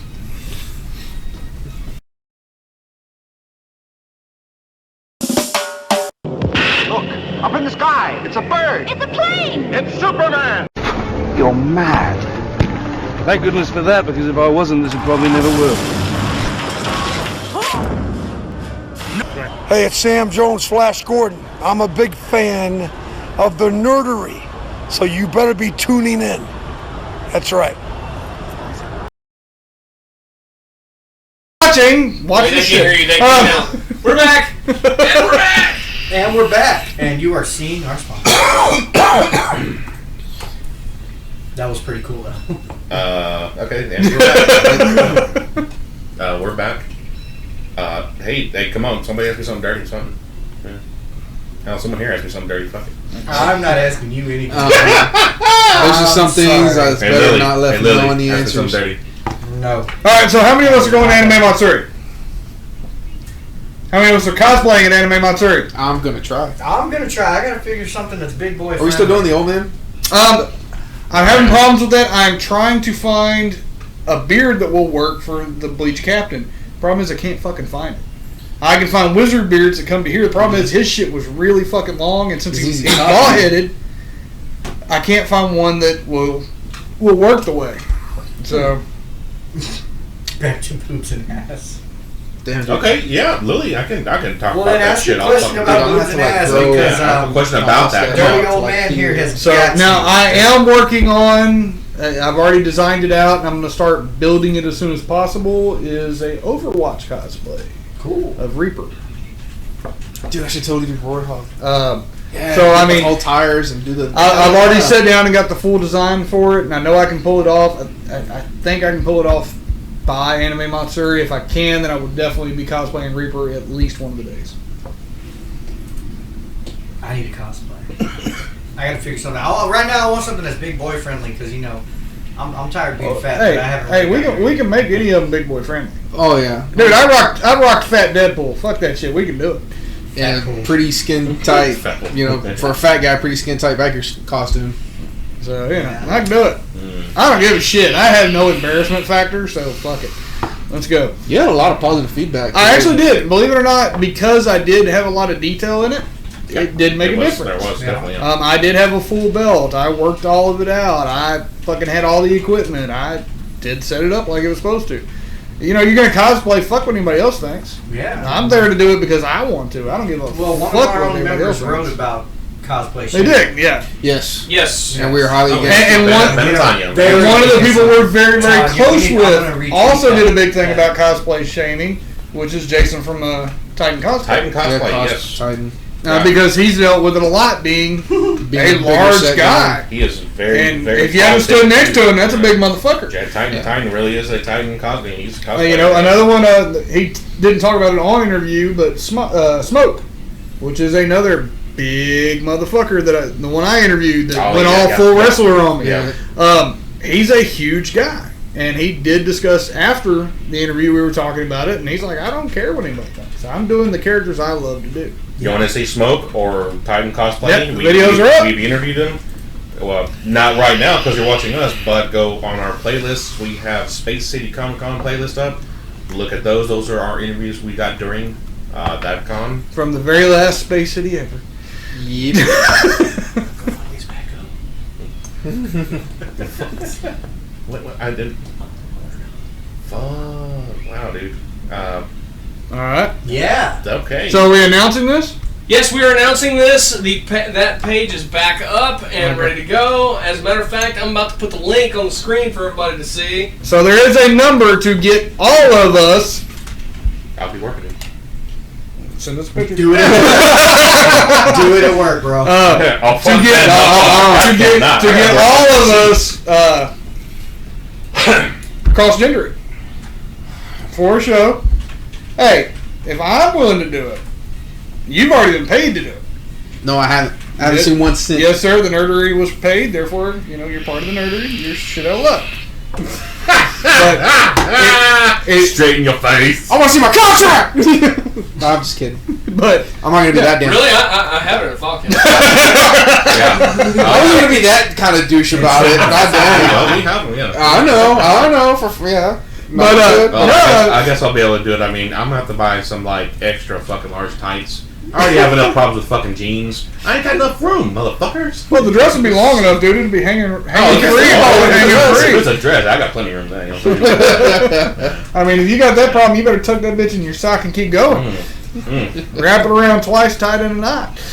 Rubber band. I've never tried that. I have rubber banded this motherfucker down. Fuck that hurts. I am dead serious. That shit hurts. Oh, Fuck that. sir. So this is going like bull. It didn't hurt at all. No, it didn't pull no hair because there wasn't none. You're stronger bullet than me, because that motherfucker hurts after a while. Yeah. Fuck that shit. You know what they do in certain cultures with pit bulls to get rid of things? Yeah, they rubber band them up. Lily says tidy whities and duct tape. Woo! Lily, I have torn tidy whities. Just busted straight through the motherfucker. That's irrelevant. Like even boxer briefs? No, it's out of the question. There you go. Link's up. The link is up. There you go. Check it out. And that's what it takes to get all of us in a dress. What is And our females into male cosplay. Which you already seen Patty on the man. She can pull off a dude. /the nerdery. Yes. Take you right to our GoFundMe page. For those of you who aren't that adept at typing as far as web links go, you can go to the website that I'm sure you've already visited, and I believe on every page at the very top on the left-hand side is a link.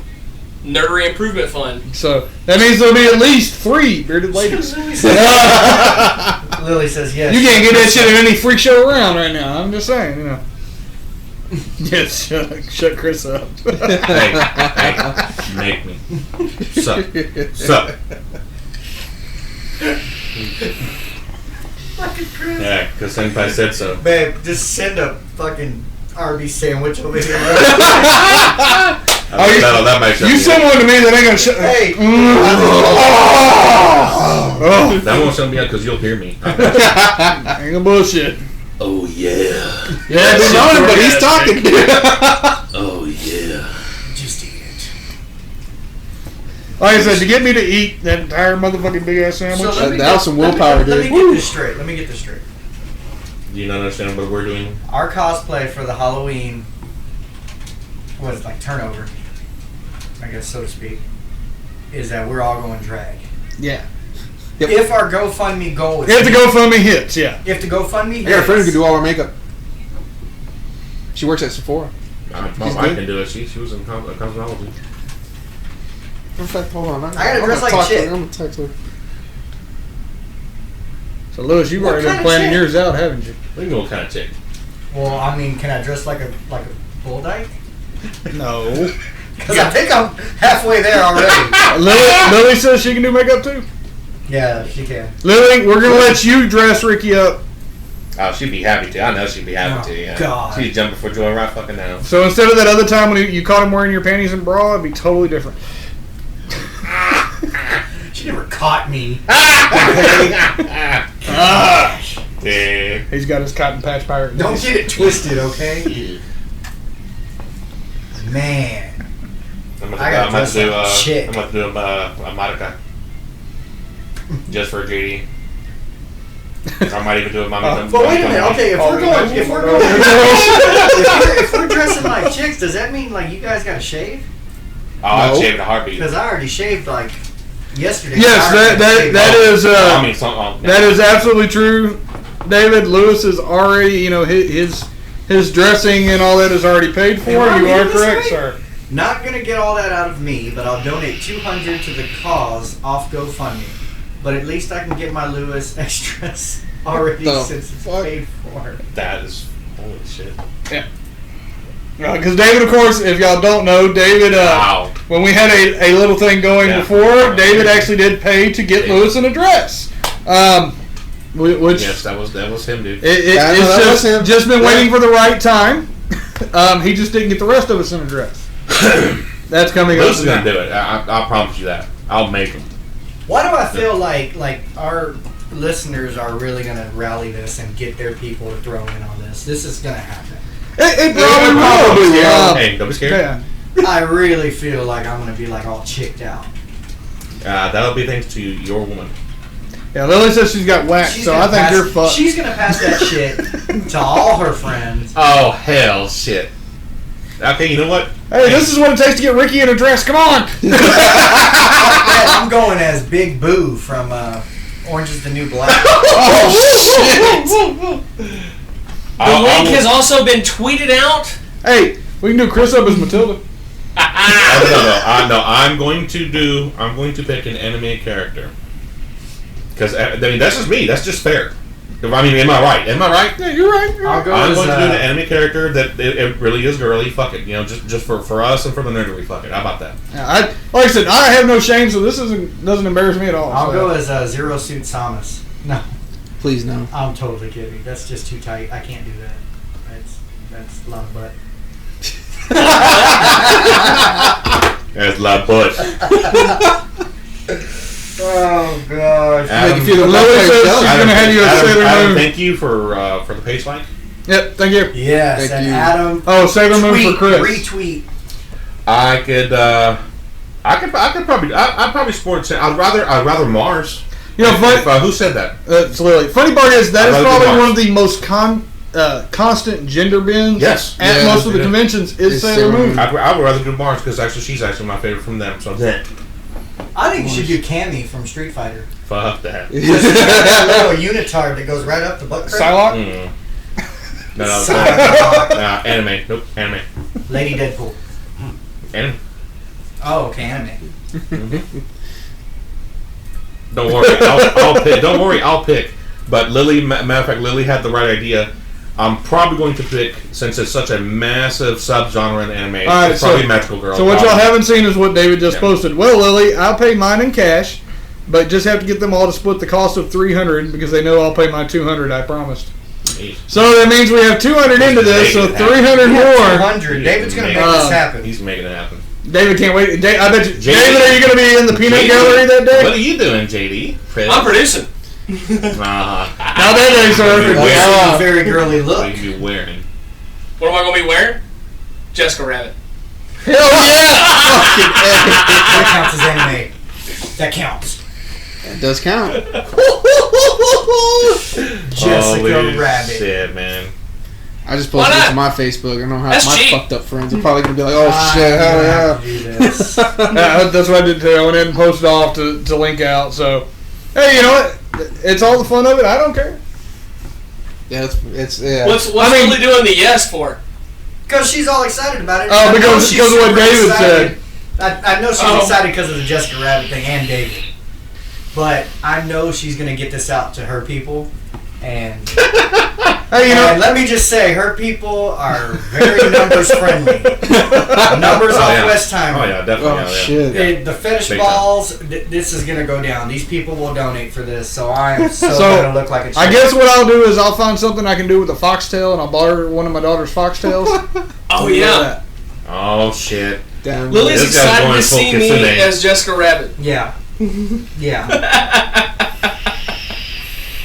Steven You gotta do the hip You know walk, what? man. You guys could have said we're gonna go as Kiss, and I'd have been the roadie, and y'all have been Kiss or something. No, chicks. We're gonna be chicks. I would have done the kiss thing. I Yeah, would that have would done have kiss been makeup. sick, Okay. dude. I'd have been the roadie, but I would have been like the fat dude from the movie Rockstar. He just said, "I gotta piss." I gotta take a piss. Yeah, I gotta take a piss. Yeah, I think it'd be a blast. I don't care. It's gonna be fun. I mean, well, here's the first thing. All right, I cosplay. Well, it's gonna be cold because we're all gonna be in like dresses and shit. And I do try to keep the temperature down in here because So you mean that's we got two computers over here. gonna be the first time my nuts aren't sweating? Probably. I'm gonna have to make sure they I don't show everything off down under here under. You know what I'm saying? We got a hammer. I'll probably still take back the hammer. I don't know, man. Just tuck it It's a under. rubber. Okay. Tuck it under. Our watchers can't see this thing, so let me just nice well-worn rubber mallet. Fucking rubber mallet. Yeah. Who pulls that shit out at the board? The friends. This is for when the equipment isn't working right. Yeah. You kick it. This is how we fix things on the Russian It's like space the station. cosmonaut.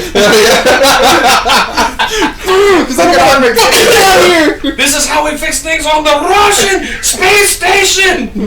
Whack you piece of shit! I want to go home. Hey, what is Tanya? Oh, I don't know. That's gonna be completely up to her. Dude's a dude. Tanya needs to dress up as you. Oh yeah, that's what she's doing. She needs to dress up as me. Yeah, like right That'd the be hat. awesome, Put dude. on the. That'll be your third twin. Hey, she would be the first person to cosplay as me. But that's what I'm saying. That'd be perfect because that'd be the the next one. doppelganger. Yes, David, it would be a bit nipply. Hey, I don't mind. See, David's looking forward to some hard nips. That's fine. Well, mine come with accessories, so when my nipples get hard, the weightlifters, they gotta pick up the rings. Oh, that's fine. That's fine. Well, that's what you hook the dress to, for religious. Yeah, that's probably what we would do. I don't know what the shit I'm gonna be. Because we're going as anime chicks, right? No, that's what he is. Me. Oh, you are. Because I'm the anime So I guy. can pick any chick. You're going as whatever Lily decides you're going as. Pretty much. Damn. Look at what say you. I'm just being honest because I can see how excited she is about this. You're going as whatever He Lily says is. that, and all I think is, I'm somebody's bitch. All you need is some big blue tattoo on the So side of your your ass. master came out of left field. Gosh. Dude, that would be a good cosplay to do. Do the half-baked cosplay. Oh, we would be awesome. See, I picked Jessica Rabbit because that's Sir cheap. Smoke a lot. That's a cheap cosplay. It is. You got to cover one eye. With a wig. Yeah. Yep.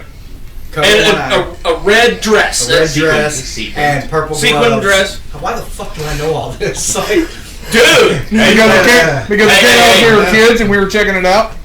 yeah, I did want to be an animated dude. back then. Yeah. It's like Cool World, Like Cool World. Yeah, Cool World. Brad Pitt was like totally about to just. About to get some of that He ink. hit it. Yeah, he hit it. Because I didn't watch it because back then I watched Yeah, stupid movies. he and hit I'm it. that stupid. He hit it. He hit it. He hit Was it. he animated or was he live when he hit it? They ended up taking him animated, so at the end. Okay, so he turned animated and then he hit it. Yeah. That was Kim Basinger, by the way. Yes. Right? Wasn't it? I believe so. Blue 42, Jism is goo.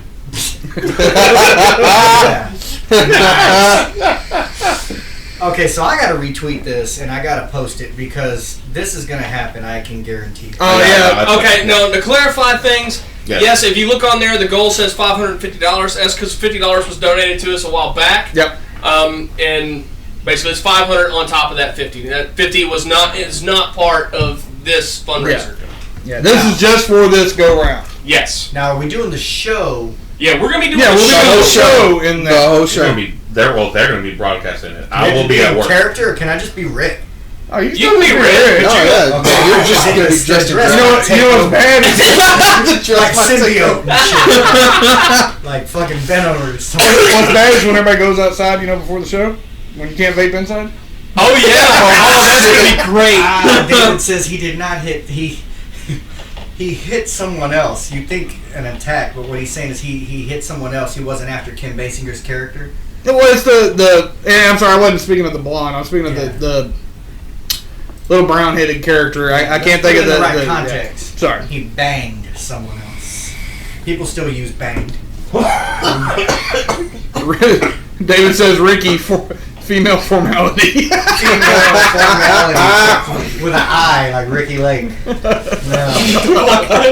I've heard that shit enough my whole life. No, no. It's not bringing me. I don't know. She got hot. Don't get it twisted. She was fat and crybaby. She got hot later on. I'll defend that shit Tracy to the bitter Lords. end. Tracy Lords. Tracy Lords. Look it up. I'm gonna have trouble trying to figure out Crybaby. girls. The movie Crybaby. Oh my god. Yeah, dude, that would be an easy cosplay. Go as Tracy Lords' character. Alright.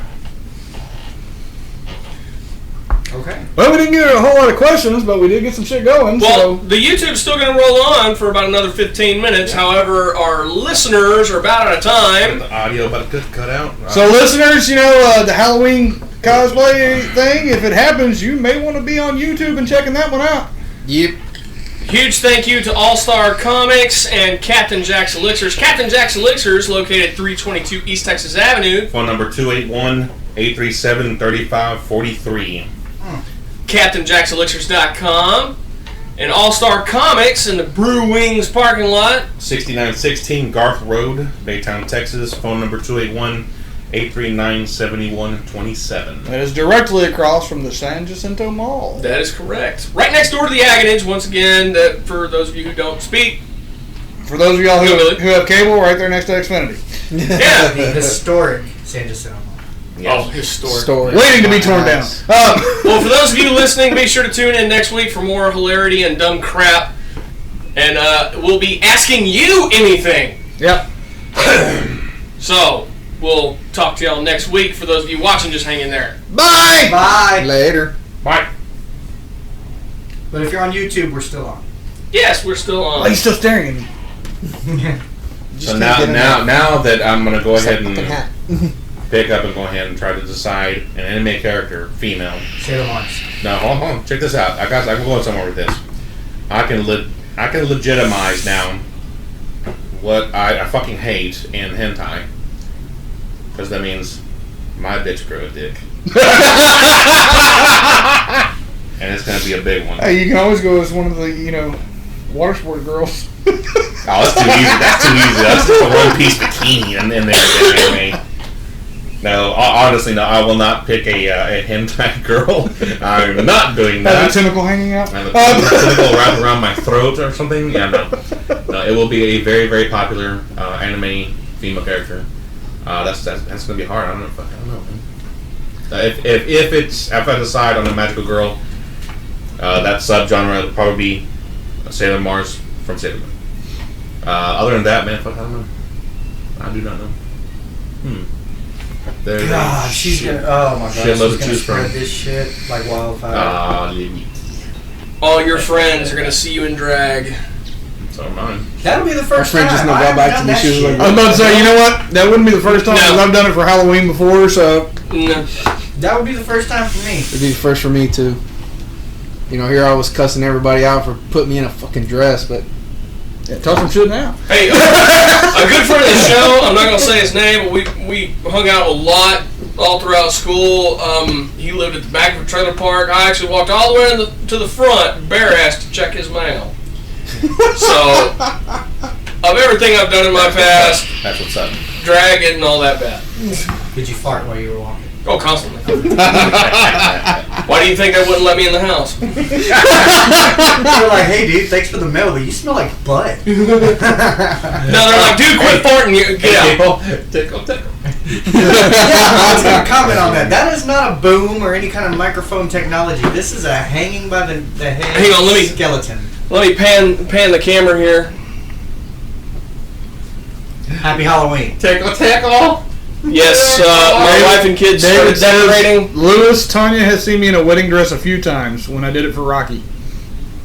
damn it. Damn it, boy. Of course, he's talking about Rocky Horror Show. If you don't know. He might have been doing it for a guy named Might have Rocky. been Adrian. You don't know that shit for sure. That's very David, true. that's why you like me so much, huh? Yeah.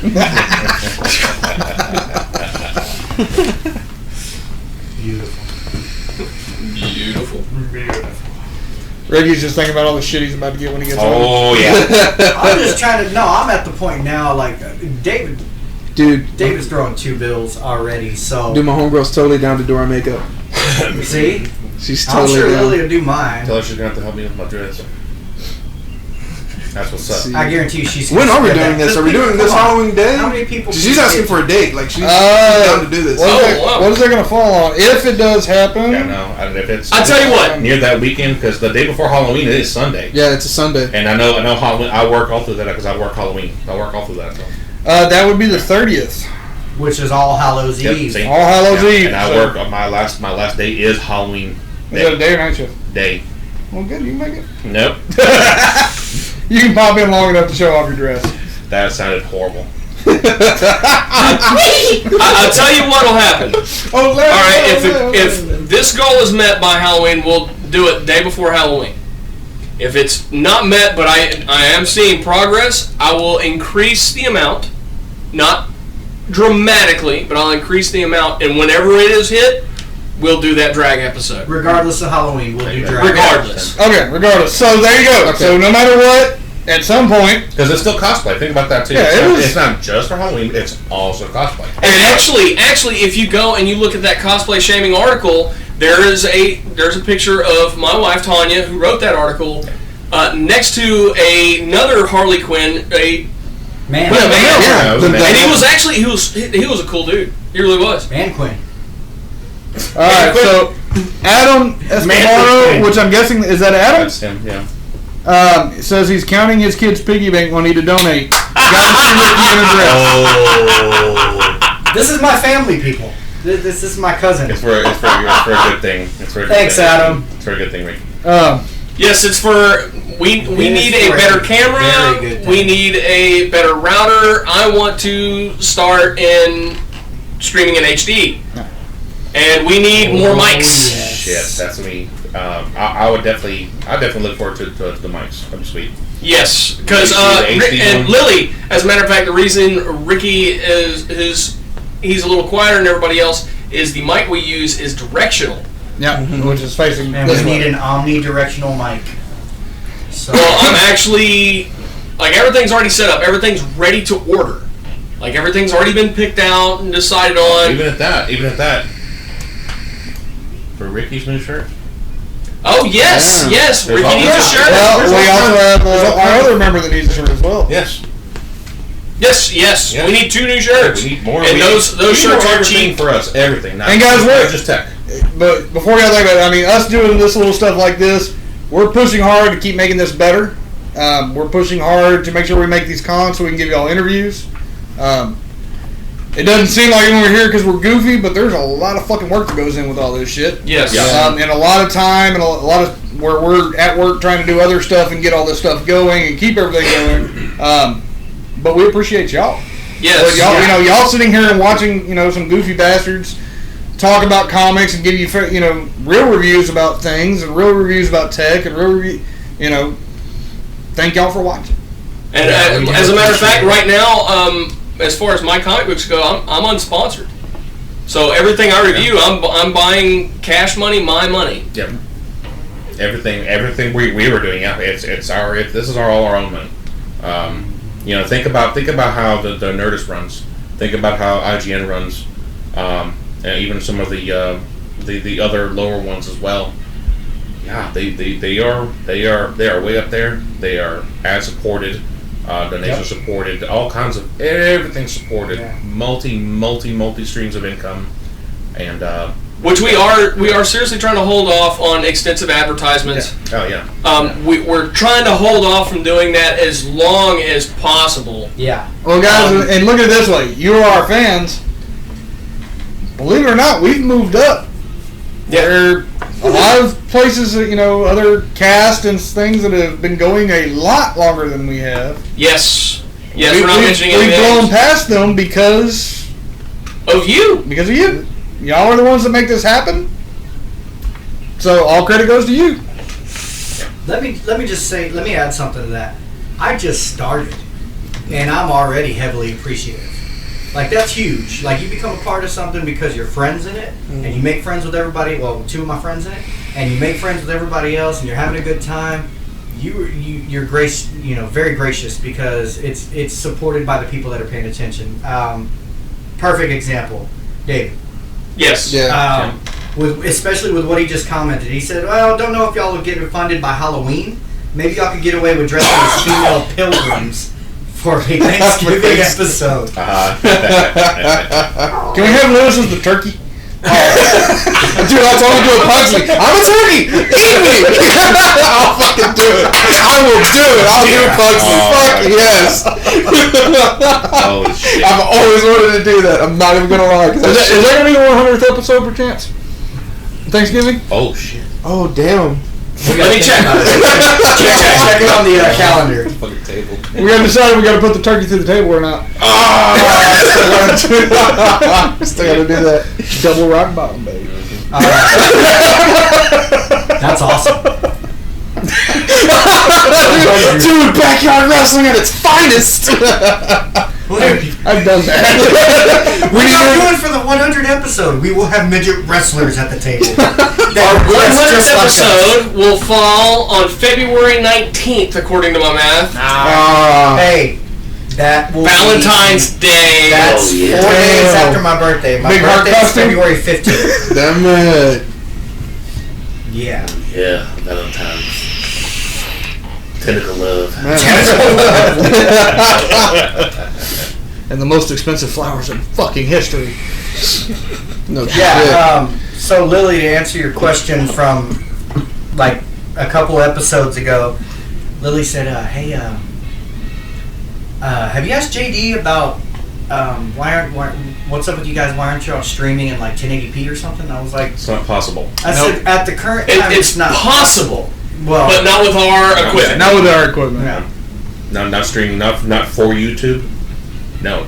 It's No, not you can't possible. stream in 4K. Yeah. You can stream in 1080 now. Not Yeah. on Yeah, YouTube. no, they upgraded it to Not 10. with a webcam.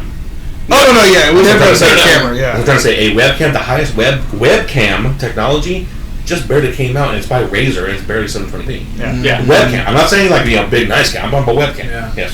Yeah. But it's possible. Yes. We just don't have the equipment. Which is why we're bringing that up. Which is why, like, my cousin watches it. He loves the show. He's gonna spread it out to people and say, "Hey man, why don't you get on this GoFundMe? $20-$30. Yeah. You know, my cousin's hugely supportive. He's awesome. He's one of my best friends. I mean, anything anybody can go. You throw in $1, it all adds up in the long It run. adds up. Yeah, and tell your friend, hey, throw in $1. It'll Tell help your us. friends. It will help us get better and grow. Yeah. Just Because our big thing is we want to we have fun doing this. We're all here because we love doing this.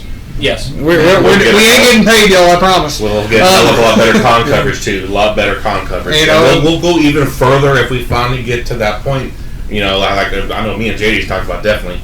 We're going to be hitting up not just Houston, not even probably even past Texas. I want to get to that point. I think do that'd be too. cool as shit. I do too. I haven't seen fantastic con coverage except for just the Comic-Con. I mean, what about all the other cons around? You know, There's a around, lot of surrounding Texas, around all the other states. Oh, and I mean, things. especially because we're anime freaks. That too. There's just one main one that gets con coverage, which is Anime Expo in California, same damn place where San Diego happens. No, what about all the other cons? And there's some really good ones in here. New York City Comic Con was They just happened. Yes. There was very little coverage. There was And a there lot was of a pictures. lot going There's on a there. lot of pictures.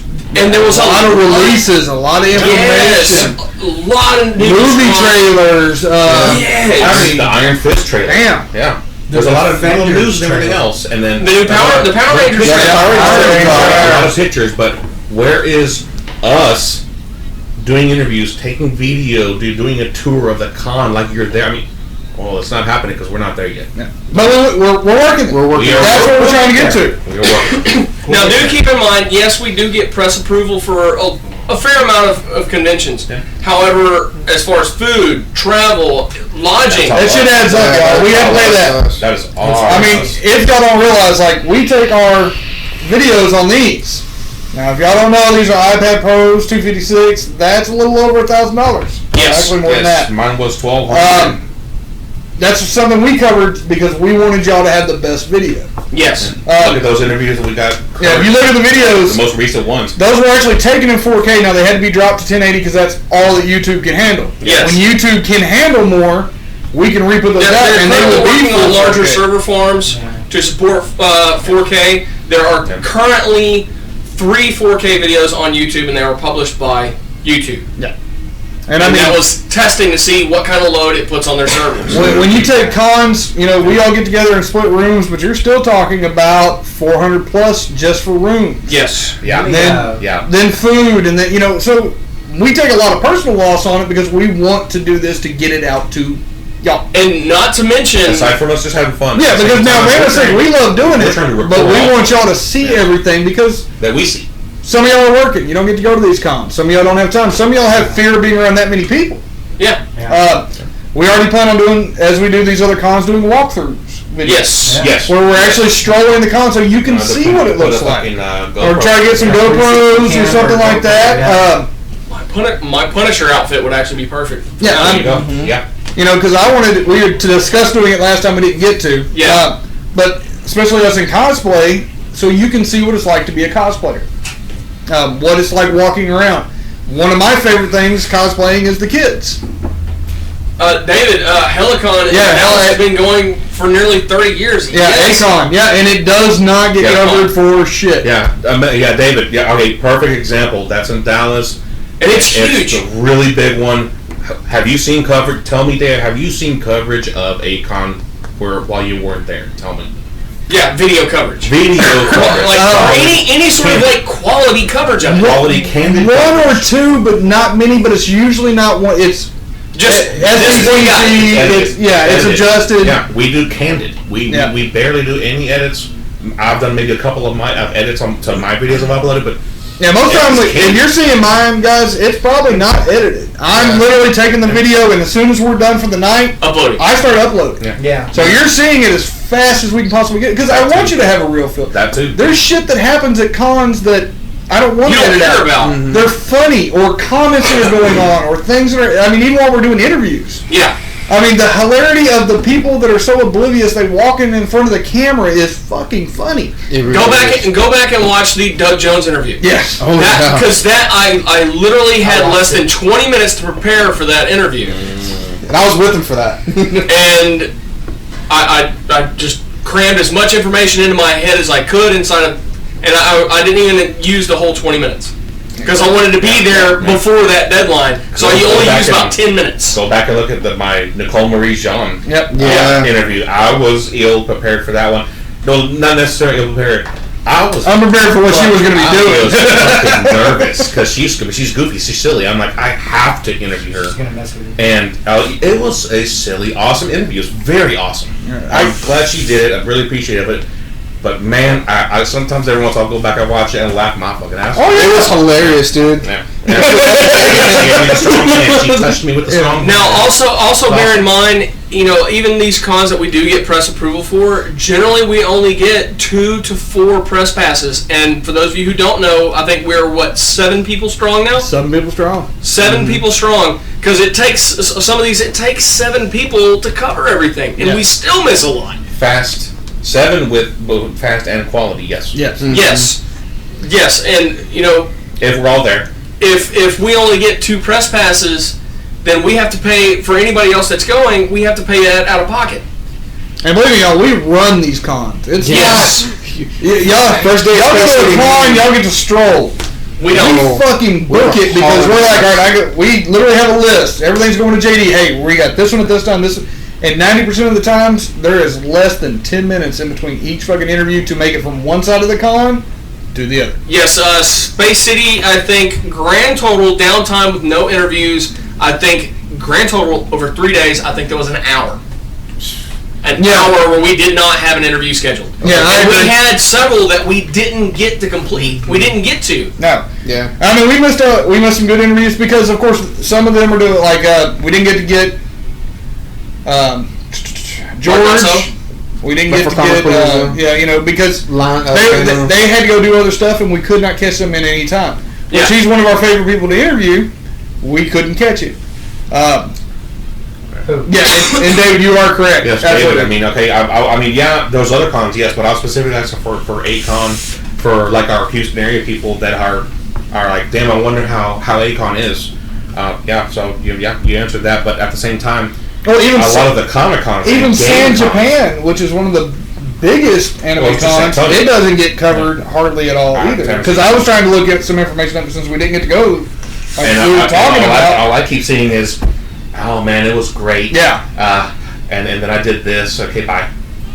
What the fuck is that? Yeah, I mean the one thing about coverage is, at least to me, is I don't want selfie coverage. No. Yeah, me. Yeah. I want to see what's going on around the con. I want to see POV. Yeah. And I bet you did. We're going to be doing that. Welcome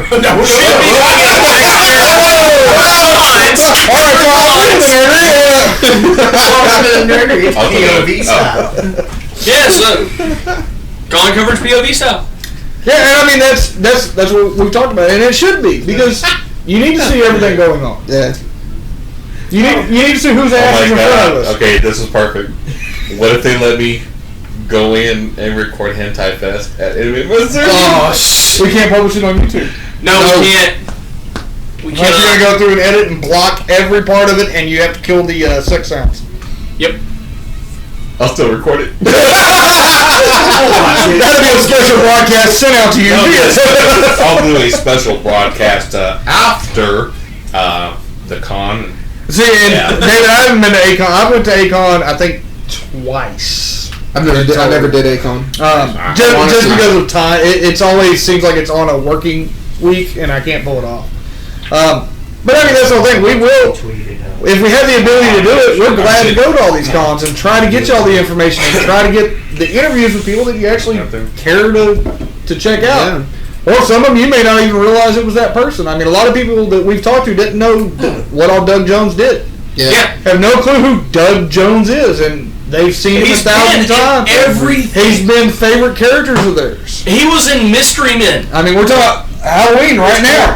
He was a Pencil Man or Eraser Man. Oh, that's what the With his Eraser son. Boy. Yes. Pencil Man and Eraser Boy. Dan Cook was the waffler. You know, he played the zombie in Hocus Pocus. Since we're getting towards Halloween. Billy Butcherson. Billy Butcherson. So that character that y'all love the idea of him talking back to Bette Midler and all that stuff and everything he had to say. That was Doug Jones. Yeah. He spit out some moss. Silver Surfer, that was Doug Jones. Abe Sapien, that was Doug Jones.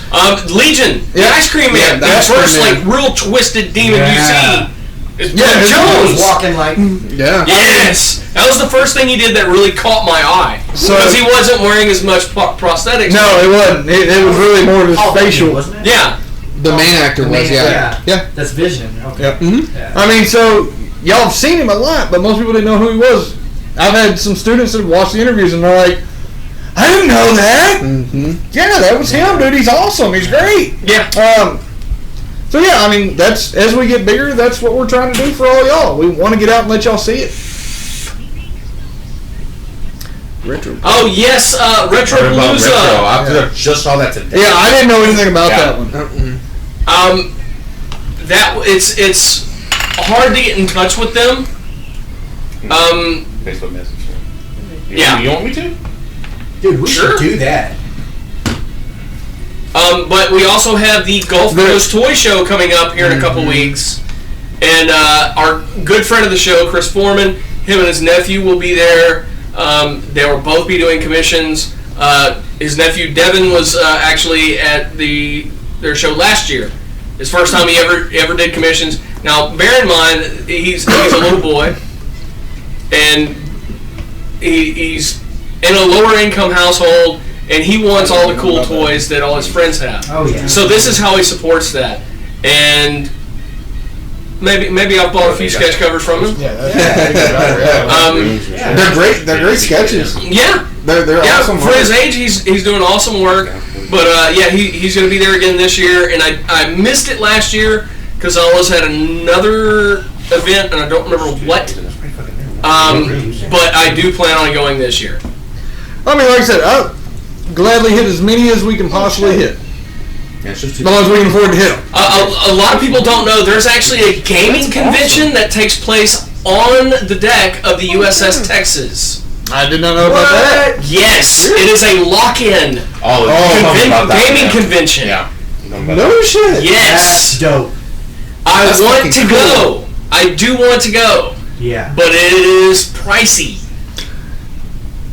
Because they're trying to restore Battleship Texas. And a lot of people don't know Battleship Texas was a monumental ship as far as advancement. It was the first ship to launch an aircraft that was not an aircraft carrier. And if y'all don't know, this is at the Monument. This is actually the second ship to be there officially. Yes. Yes. But yeah, I want to go to that one. But it's expensive. It's very expensive. Yeah, I believe that. I believe that. But they welcome. It's mostly based on period-based games, based on World War II period games, cards, pen and paper. But they do welcome all of those games. It's not video games. Nothing electronic. It's all either going to be a CCG or. Well, yeah, it'd be kind of hard to get the electronic up there. Yeah. Electronic gaming.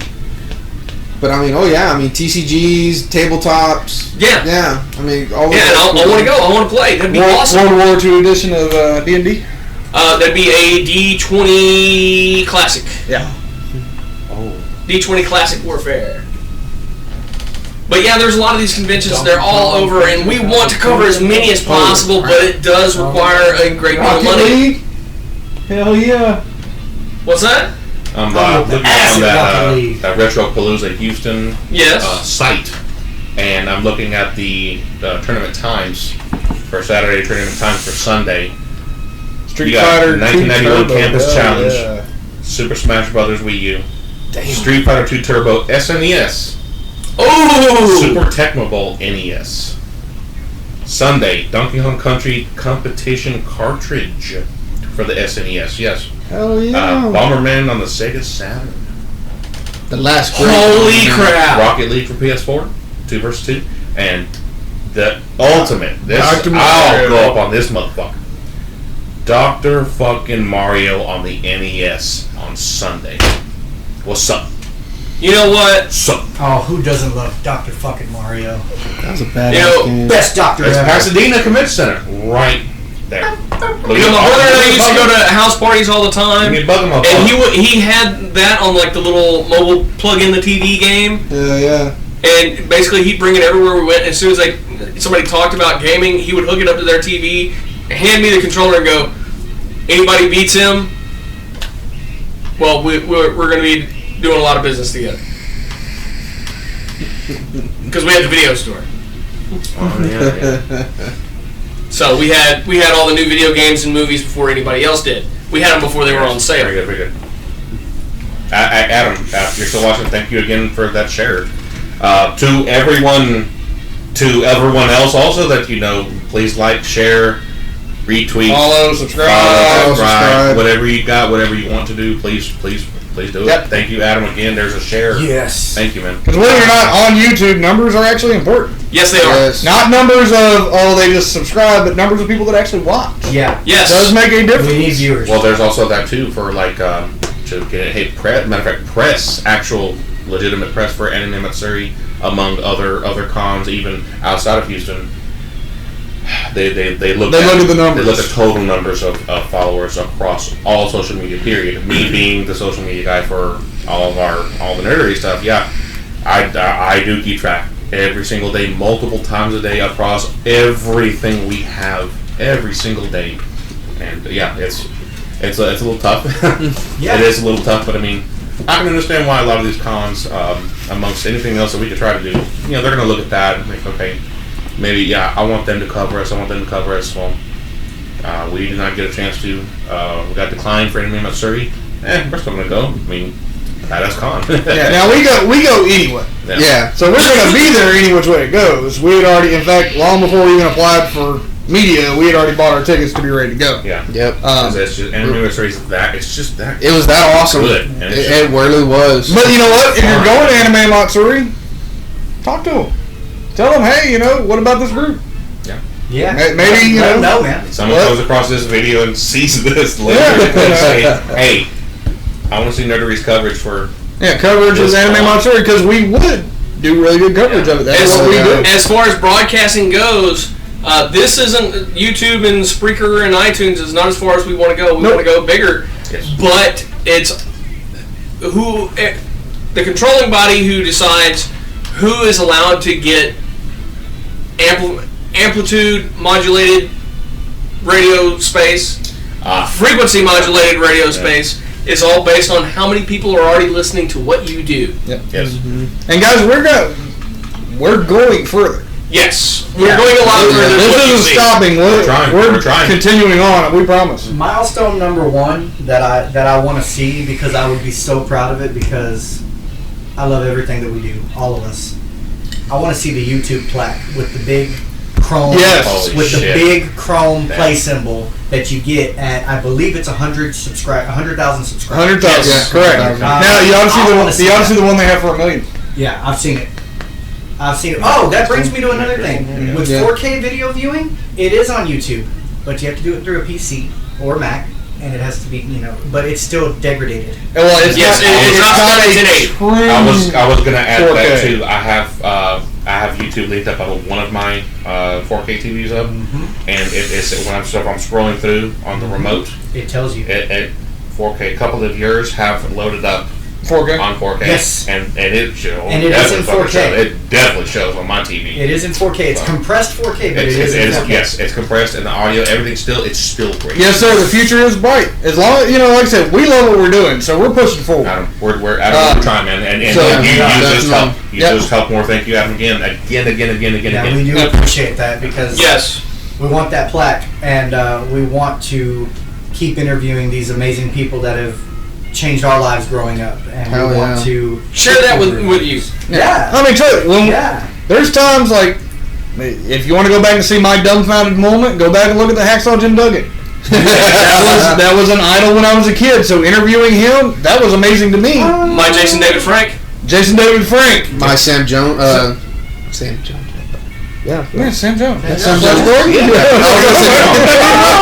sorry. Come on. Yeah, my Sam Jones. Tanya's Marina Sirtis. He got to interview Danny Trejo. Yes. Danny fucking Trejo. I mean, And you got to interview Fear Factor. Yes.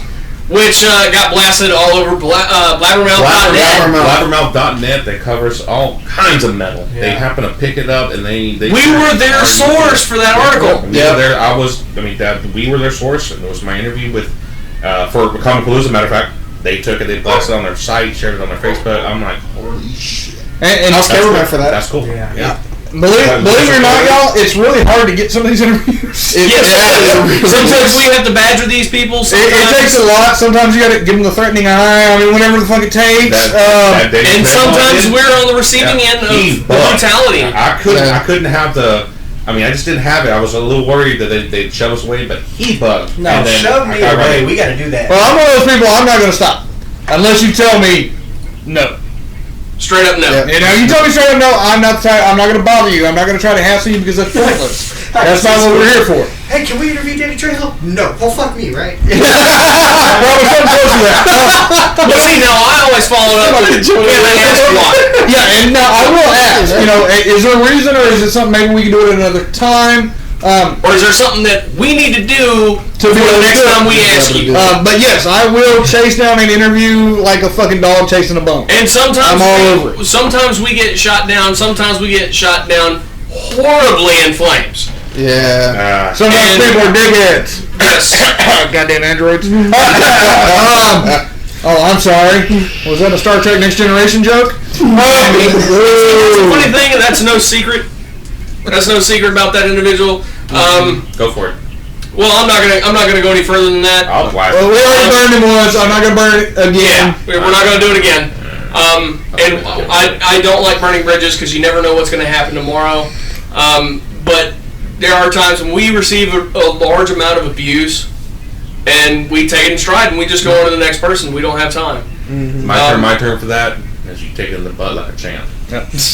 Just when they put that razor blade condom on. Son of a bitch. As I tell my kids, you can either deal with it or just move on. But we will. Like I said, I do. The first thing I generally do when I make it to a con the first day is start chasing interviews. That's what all of us do. Yeah. Our first Friday is chasing interviews. And now, most of the time I'm running dispatch, I'm trying to keep schedules. When I have the chance, I will go try to grab them when I can.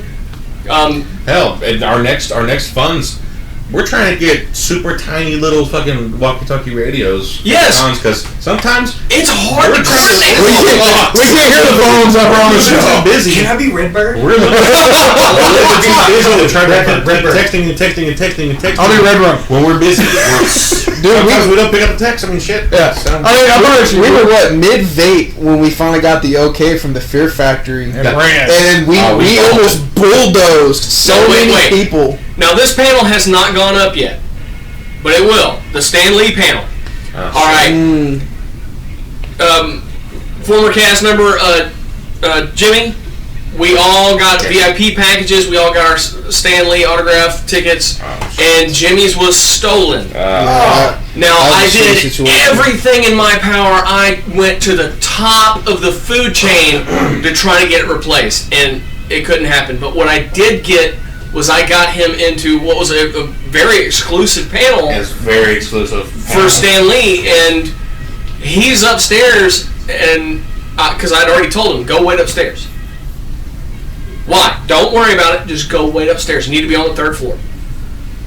And when I got approval, I'm down on the 1st floor of the George R. Brown with the press pass to get in. So I was all the way at the very back of the convention hall. I had to run up every flight of stairs to get to the 3rd floor. And a lot of people don't realize. Across from the bottom and then go up. I know that because I was behind him carrying his backpack chasing him. Man, I ran. I did not stop running till I got to him and I got him that press pass. and I got him, I think, 3rd row. This is hard. This is we do this shit for a It's a reason. grind, It's hard. man. It is. It really I mean, is. I'll tell you, by the end of the con, y'all, when y'all see us when we come in, we say it's con over. It is literally because We have nothing left. I actually measured the last time we did a con what our total steps were. Oh, For a wow, single that's right. day Yeah. was over 45 miles in a single day. Yes, and we generally And that was three actually days in a row. that was actually slow. Yeah. Because we did not have as many slow. interviews, but that's how we're every end of the Really con, chasing. up one side, down one side, outside checking to see what's going on, because sometimes there's events going outside. Yeah, and unfortunately, we don't get it scheduled to where we can just go through it like a grocery store, one aisle at a time. Very often, it's from one side to the other and back again. Yep. So Like we 6 might times. be running between interviews. And that's one of the reasons that the shirts play a huge role in that. So people see the shirts, they see that we are press, and they know what group we're with. Yes, that as well. But we don't want to have to run over anybody. We don't want to put a damper on anybody else's convention experience. No, hell no. So yeah, the shirts play a huge part in that because they can see us coming. Yeah. And go, oh, well, these guys got somewhere to be. You want me to? And I promise you, if you're at a con and you see us booking it, there's a reason we're booking it. And 9 times out of 10, follow us. You're going to see some great stuff. Yeah.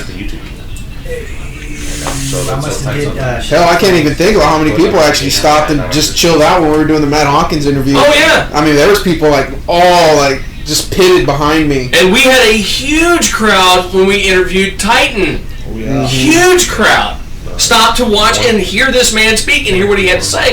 Because we're asking the questions people want to know. Yep. And that's one of the things I really pride us on is I want us to ask questions that they're not normally asked. The answers that you want, but they're hard to find out there. Well, because that's the whole thing, we've gone through and I've looked over our interviews, re-looked over them, and one thing that is absolutely great is we do ask the questions that everybody else hasn't asked 1,000 times over. Yes. Because why look at something where everybody's already answered the question? Let's ask something that they're not expecting. Yes. Yes.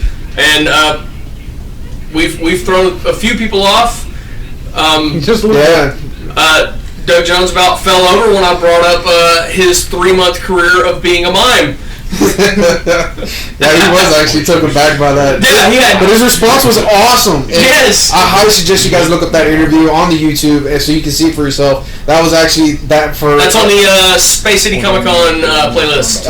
Which honestly, that was at the end of the day. No, that was early Friday. No, that was before noon. Was it really? That was before 12 o'clock on Friday. One of our last. No, Doug Jones was actually one of our first day interviews because I was worried about it. It was early, yeah. Yeah, Because it was okay. such a good interview that I was scared that the rest of the con was going to be fucked. Yeah. And actually, it turned out great. It was still the best interview of the con because Doug Jones was so animated. And next time, I'm not turning the fucking camera off until we literally. There was so much stuff that didn't get caught on the camera. Because he spider monkeyed me, folks. him. Like straight, he was like, "Give me a hug." I was like, "That's okay, man. I'm a hugger." And this dude, he's like, "Oh, you gotta pick me up Legs now." around everything. Like it was wrapped so around. good. I was like, "Whoa!" Which I have learned now that even when they say cut it, I give it a couple extra seconds just in case. It's gonna be funny too to have all of us now like. But I mean, I mean, I feel like that. We have our shirts, so we can start a recording. And Yep. Put it right here, and you can just boom. That'd be awesome. Yeah. I'm gonna start doing that. I was gonna cut this off about 10 minutes ago, but now we're like 7 minutes away from running a 2.5-hour show, which would be our holy longest. shit. It will match our longest episode ever. God. so Adam says he wants to party with us for his birthday. No, I'm down with that. Hell yeah! What's up? Oh yeah, Adam's fun, man. Oh hey, by the way, Neil's Bar, baby. and forgive yeah. and forgive me, Adam. Adam texted me at wow, that's weird. It's 10:54. He texted me at 9:54. Wow, you're late. He wrote it Jersey style. I don't even think he meant to do that. He might have. He's kind of genius. What's you guys' favorite laundry detergent? We got a question. Whatever my wife buys. Whatever the fuck cleans it. Tied with Febreze. Tied with Febreze. Arm & Hammer. Arm & Hammer. I think the most common in our house, I want to say, is Sun. Yeah. Yellow container, probably because it's cheap. Now, you know what's funny is that I'm allergic to sun. Found that out the hard way. My stepmom did my laundry when I went over by the house to go see my dad. And I'm at work, and all of a sudden I'm sweating in the rack, and I'm like, sweating, and then now you started itching. and I'm like, what the hell? Why am A lot of people are allergic to sun and Tide. I was like, what the fuck is? Yeah, but I'm not allergic to Tide. Yeah. But I'm not allergic to Tide. Oh, really? I haven't found an allergy to any of them, so I guess I'm I right. broke into hives, like bubbles and shit with cheer. Oh, one time. I've heard of that one. And which we're really talking about it. I know when I worked. It's the only question we got When I asked. worked in the plants, I used fucking Oxy a lot. Yeah. Hell yeah. Especially if I was in somewhere that had the heavy tars or shit. That's why I use Arm & Hammer, because it has the oxy in it already. David says he uses borax. Borax and Brillo pads. Oh my god. Barsol. Yeah. Just throw it in there. You don't have to worry about it anymore. Use sulfur. It's because it's dead. It's gone. Destroyed. Find out when I mean, this obviously is personal. We're not gonna go over that live, but find out whenever Adam's birthday is. Everything else, maybe we can set up something that. It's October 21st. I want to say. Okay. No time. Oh really? I did ask what is that's the Quest. I'm not going to give the. What do you mean, David? What do you mean Quest? I tell you what, October 21st. That's his upcoming Friday. Birthday is Friday. Yeah, his birthday is this Friday. We'll extend him a special invitation to be on the show. He's local, right? Yeah, man, he's local. Well, I won't be here, so yeah, there's a spot. There we go. Yeah, we'll invite him to be Peanut Gallery that night. How you like that, Adam? Big Peanut Gallery. If he's down, if he can. I won't be. I'll be at work on Friday. So. And matter of fact, the day before is the Moto Grader Dope Show. So, that's right, dope. Yeah. Yeah, I think my buddy. Yeah, sorry, David. If you'll explain what you mean, I'll. What is my quest? Oh, okay. I'm sorry. I was like, what the hell is he talking about? What is your quest? What is your quest? What is our quest? It's the Holy Grail. Oh, Monty Python, the Holy Grail. What is your quest? That's what I was like. I saw. What is your quest? I didn't know if you meant what is your question. What is your? Sorry, David. I'm lost there for a second. David, my quest is for more Pansu, more Shimenpan, and more water sports. My quest right now is the Holy Grail, and it sits at Arby's. Oh my! We need to rename that sandwich to the Butt Slam. Butt Slammer. So much. Well, much meat. Wait, since the question was asked, my quest is to do this for a living. Oh yeah. Matter of fact, that's what I just happened to. I didn't delve on what he just said literally, but that's what I was talking about, referring to earlier. Yeah. Yeah, me and JD talked about this for quite a while. To do this full time? That's a dream come true. Yeah, dude. Being able to play video games for a living and review it here. To do this for a living. I would say I could do it full time, but the career I've currently chosen, I'm actually in love with. So I couldn't do it full time, but I definitely want to see it through. Definitely makes you Batman. I'm always a part timer. Let's put it this way. I'll give up where I work to literally say this. If I could be able to say that I retired early from ExxonMobil to do this, they work in oil. I definitely would. If we are able to, I would. Yes. Yeah, hell yeah. Period. Straight up. If I can do this and support my daughter, more tentacles. Fuck yeah. More tentacles. If I could support my family doing this, believe me, I would do it. The thing is I like who I'm doing this with. Everybody, it's fucking kick ass. Like nerds love nerds. That's why it works out.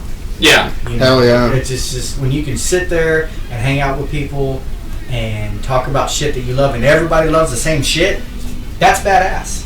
It really is, and there is nothing better than that. So. Well, I mean, the great part here is you can either get, even if I hate it, I'm gonna give you a reason why I fucking hate it. Yeah. So we can have a fair debate on here. Oh yeah, real reviews. Period. Real. yeah. At least you're getting an honest fucking view. I'm known for objective reviews of comics. I might hate it. Yeah. But there's a niche of people that would love it.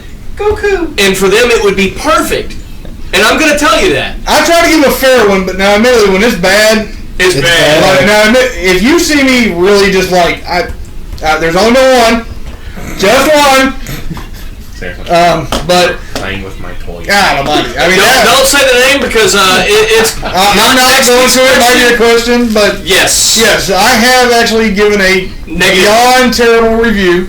I wasn't the only one that gave that beyond terrible review. I just took it to the step further because it was that bad to me. It was awful. It really was awful. What the fuck? Did you compare it to the Holocaust? You could. I'd rather the Holocaust. I know. It was bad. It was really bad. It was. It's rare for me because I love the comics. I love the art. I can base something on styling. The story can be shit, and I may really like the styling of it, so I'll give it an alright rating for that styling. Or the styling may be shit, but the story is something fucking super intense. I can base off just that. But if it doesn't have any of these things, and then it's super wordy to go along fucking with it, I've got issues. Yep. Because if you can't give me a story at least, you've pissed me off. I want my time back. Yeah. Honey. Yeah, let me try that though. I just gave him a bottle opener. Oh, I'm a unicorn back then. Alright, so real deal question. What is your favorite comic/video game that you discovered because of another member review? The Tithe. Absolutely, The Tithe. JD reviewed The Tithe. I was listening to it, and I'm like, son of a bitch, I've got to read that. So I ran out. I got an issue number 1, first print. In fact, that's a signed issue number 1. No, it's not. Mine is. I've got to get it signed, but Patty still has it. But yeah, I mean, absolutely loved it. I refer people to it all the time. So that would be the one that really caught me. I'm trying to remember the name of this anime. It was something that you referred to me. Shit. I'm trying to remember now. What was it about? That really funny one that was nasty. Oh, with the penguins? Penguins. God, what is the name? That one. Yeah, the front tails. I can't. The penguins have front tails. I cannot think of the name of it offhand, but yeah, it was dirty as shit. The penguins have front tails and they're all shiny and fuck it. And it had every dirty fucking comment you could think of as a fucking junior hire and all that all through it. It was funny as fuck. Mine was actually Think Tank. I think it. Think Tank, and that was because of JD. I had heard about Think Tank, and I read, I think, the first 3 issues of the first run, and then I just put it down. And it wasn't because I lost interest. It was just I stopped getting the issues. I was getting other things at the time. And when he brought back, I think it's the second running, when you were doing the second run. When it started coming out earlier this year. Yeah, when you earlier this year when you started reviewing it. Volume 4. I went back and I picked it up and I got really into Think Tank, and then after that I got The Tithe, and then I read The Tithe and Trade. And now Postal. And Eden's Fall. Which I have not gotten into Postal. Well, see, now Postal I actually picked up by accident because I saw it on the listing, so I went ahead and picked it up. Which, once again, for the statement, if you're not reading Matt Hawkins, you suck! Which leads to me and a confession. Oh, what the hell? Well, because we're talking about what has a review inspired. I've never read Postal or The Tithe. I haven't read. I have to. I want to because everybody in the nerd loves it, and I don't want to suck. So I have every intention on reading it. Oh, but Ricky, we like it when you suck. No. As you can notice, they cover a lot of Top Cow. A lot of Top Cow. Yeah. Well, and now and I'm one of those people. I do bounce around. I'm not bound to any. If it's good, I'm gonna read it. Yeah. Now, admittedly, I have not had one yet. But if one comes out I dislike, I'm gonna be honest with it and tell you that I dislike it. One of them that JD's reading right now, the story itself is great. The science bothers me, so it's driving me nuts. So it causes me to have trouble reading it because my brain's going, this doesn't make fucking logical sense. It does happen. I'm trying to think of something that I picked up. Animes. Yeah, I've watched animes. 7 Deadly Sins, I think. Anime from us. You watched on Netflix. 7 Deadly Sins. 7 Deadly Sins. Boom. Well, he's his review of, was it Kenji or Kenji? How do you say it? Keijo. I gotta watch that. Now, see, all my favorite animes I found on my own. But and before you wouldn't watch any of the anime. I told you Madoka. Okay, there's one, and I fucking love that series. You fucking love that one. And I also told you, dude, if you like Madoka, the creator made Psycho-Pass. They removed it from Netflix now, but yeah, they did. It's still on Funimation and all that. It is fun. It is Funimation and dub and sub. So I'll tell you one I want to go watch again that I haven't watched in a long time. Now I have the Psycho-Pass movie. Is Tenchi. Tenchi Muyo. No, Kenchi. Oh, Kenchi. Kenchi, the ultimate disciple. Oh, damn. Okay. The live action. You need to watch that one too. That one I reviewed it. I saw it. Now, like the only comics that I picked up due to someone else's not the live action. Actually, live action, yeah. Oh my god, I already watched it. Actually, I forgot. Were reviewed on our predecessor, Exiled Icons, which is where the nerdery actually started. We were an offshoot of Exiled Icons, and when Exiled Icons shut down, but Jimmy and I were both on there. But Superman Red Sun was one that Jimmy gave really high reviews of. Dave Berryman, another cast member of Exiled, he gave a really high review of, and my wife bought it for me because I just kept saying I have to read this. This is so outlandish. I have to read this. And it's one of my favorite Superman books ever. I love it. If you're any sort of fan of Superman and you want to have like just that earth-shaking experience with the story, Red Sun would do it.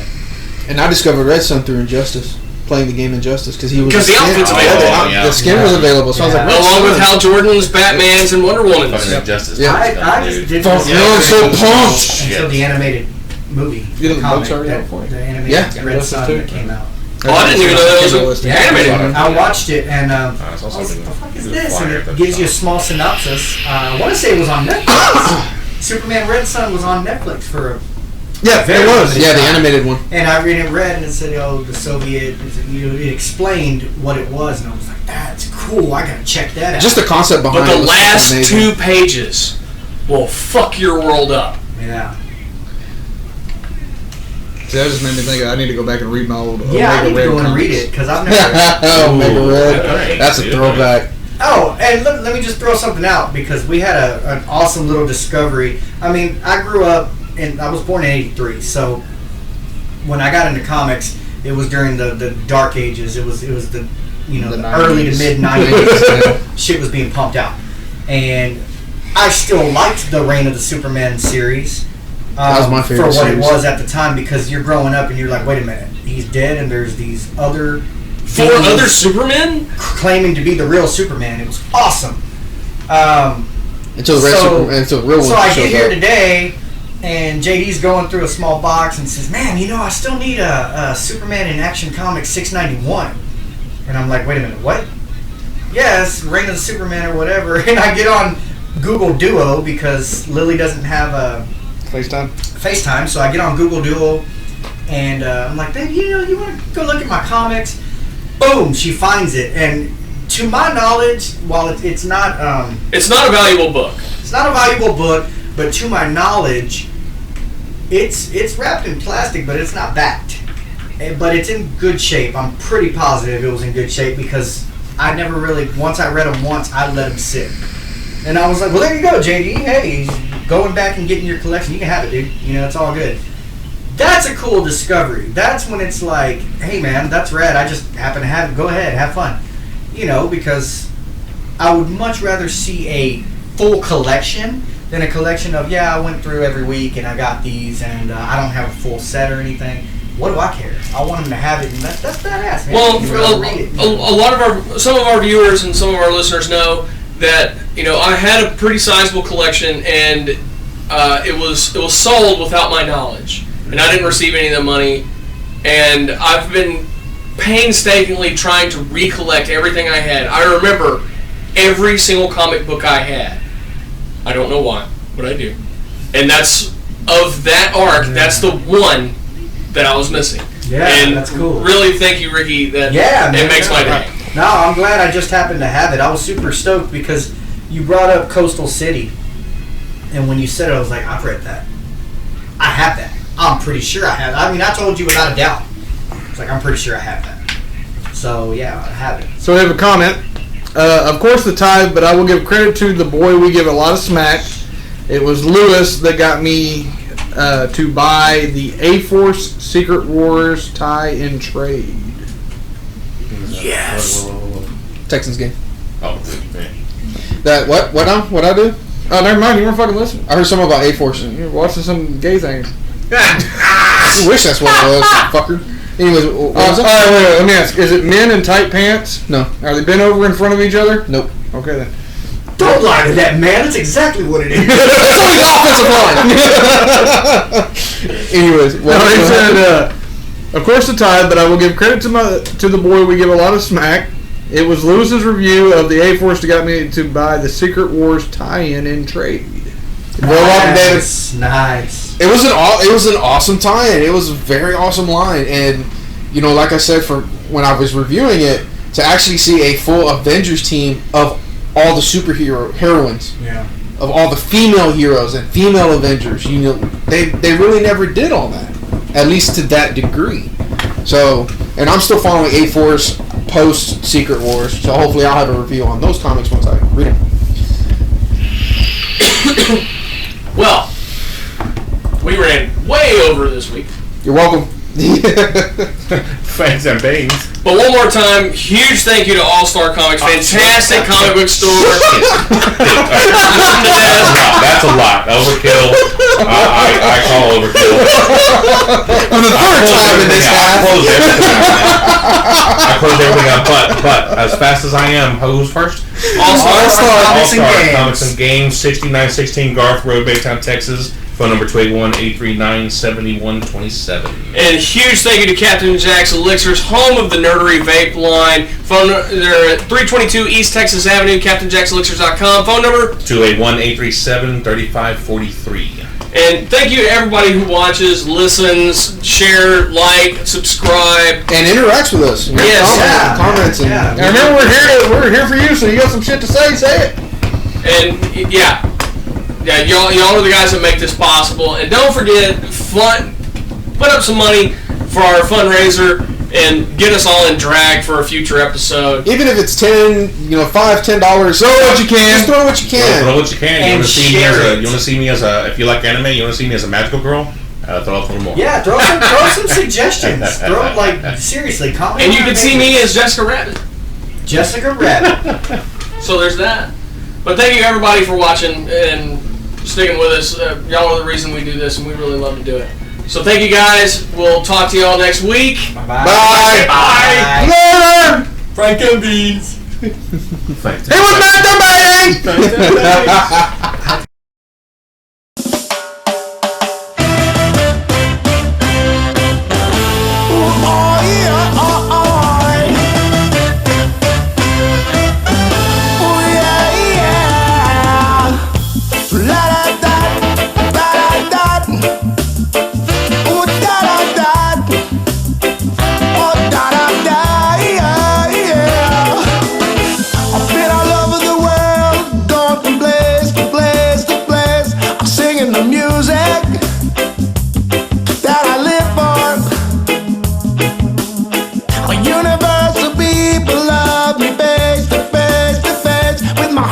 soul now, and they can feel me somehow.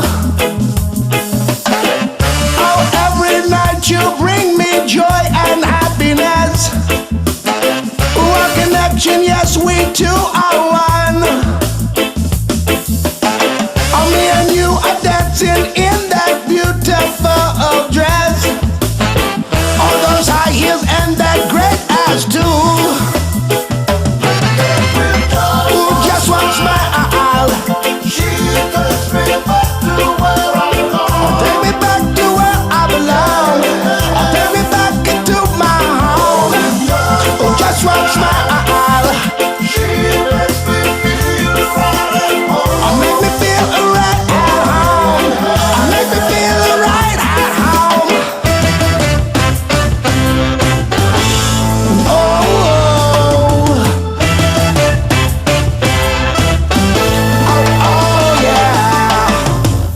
Sometimes in my bed at night I'm sitting all alone, no sleeping in silence. I wanna talk to you somehow. I'm missing my stage and my beautiful day.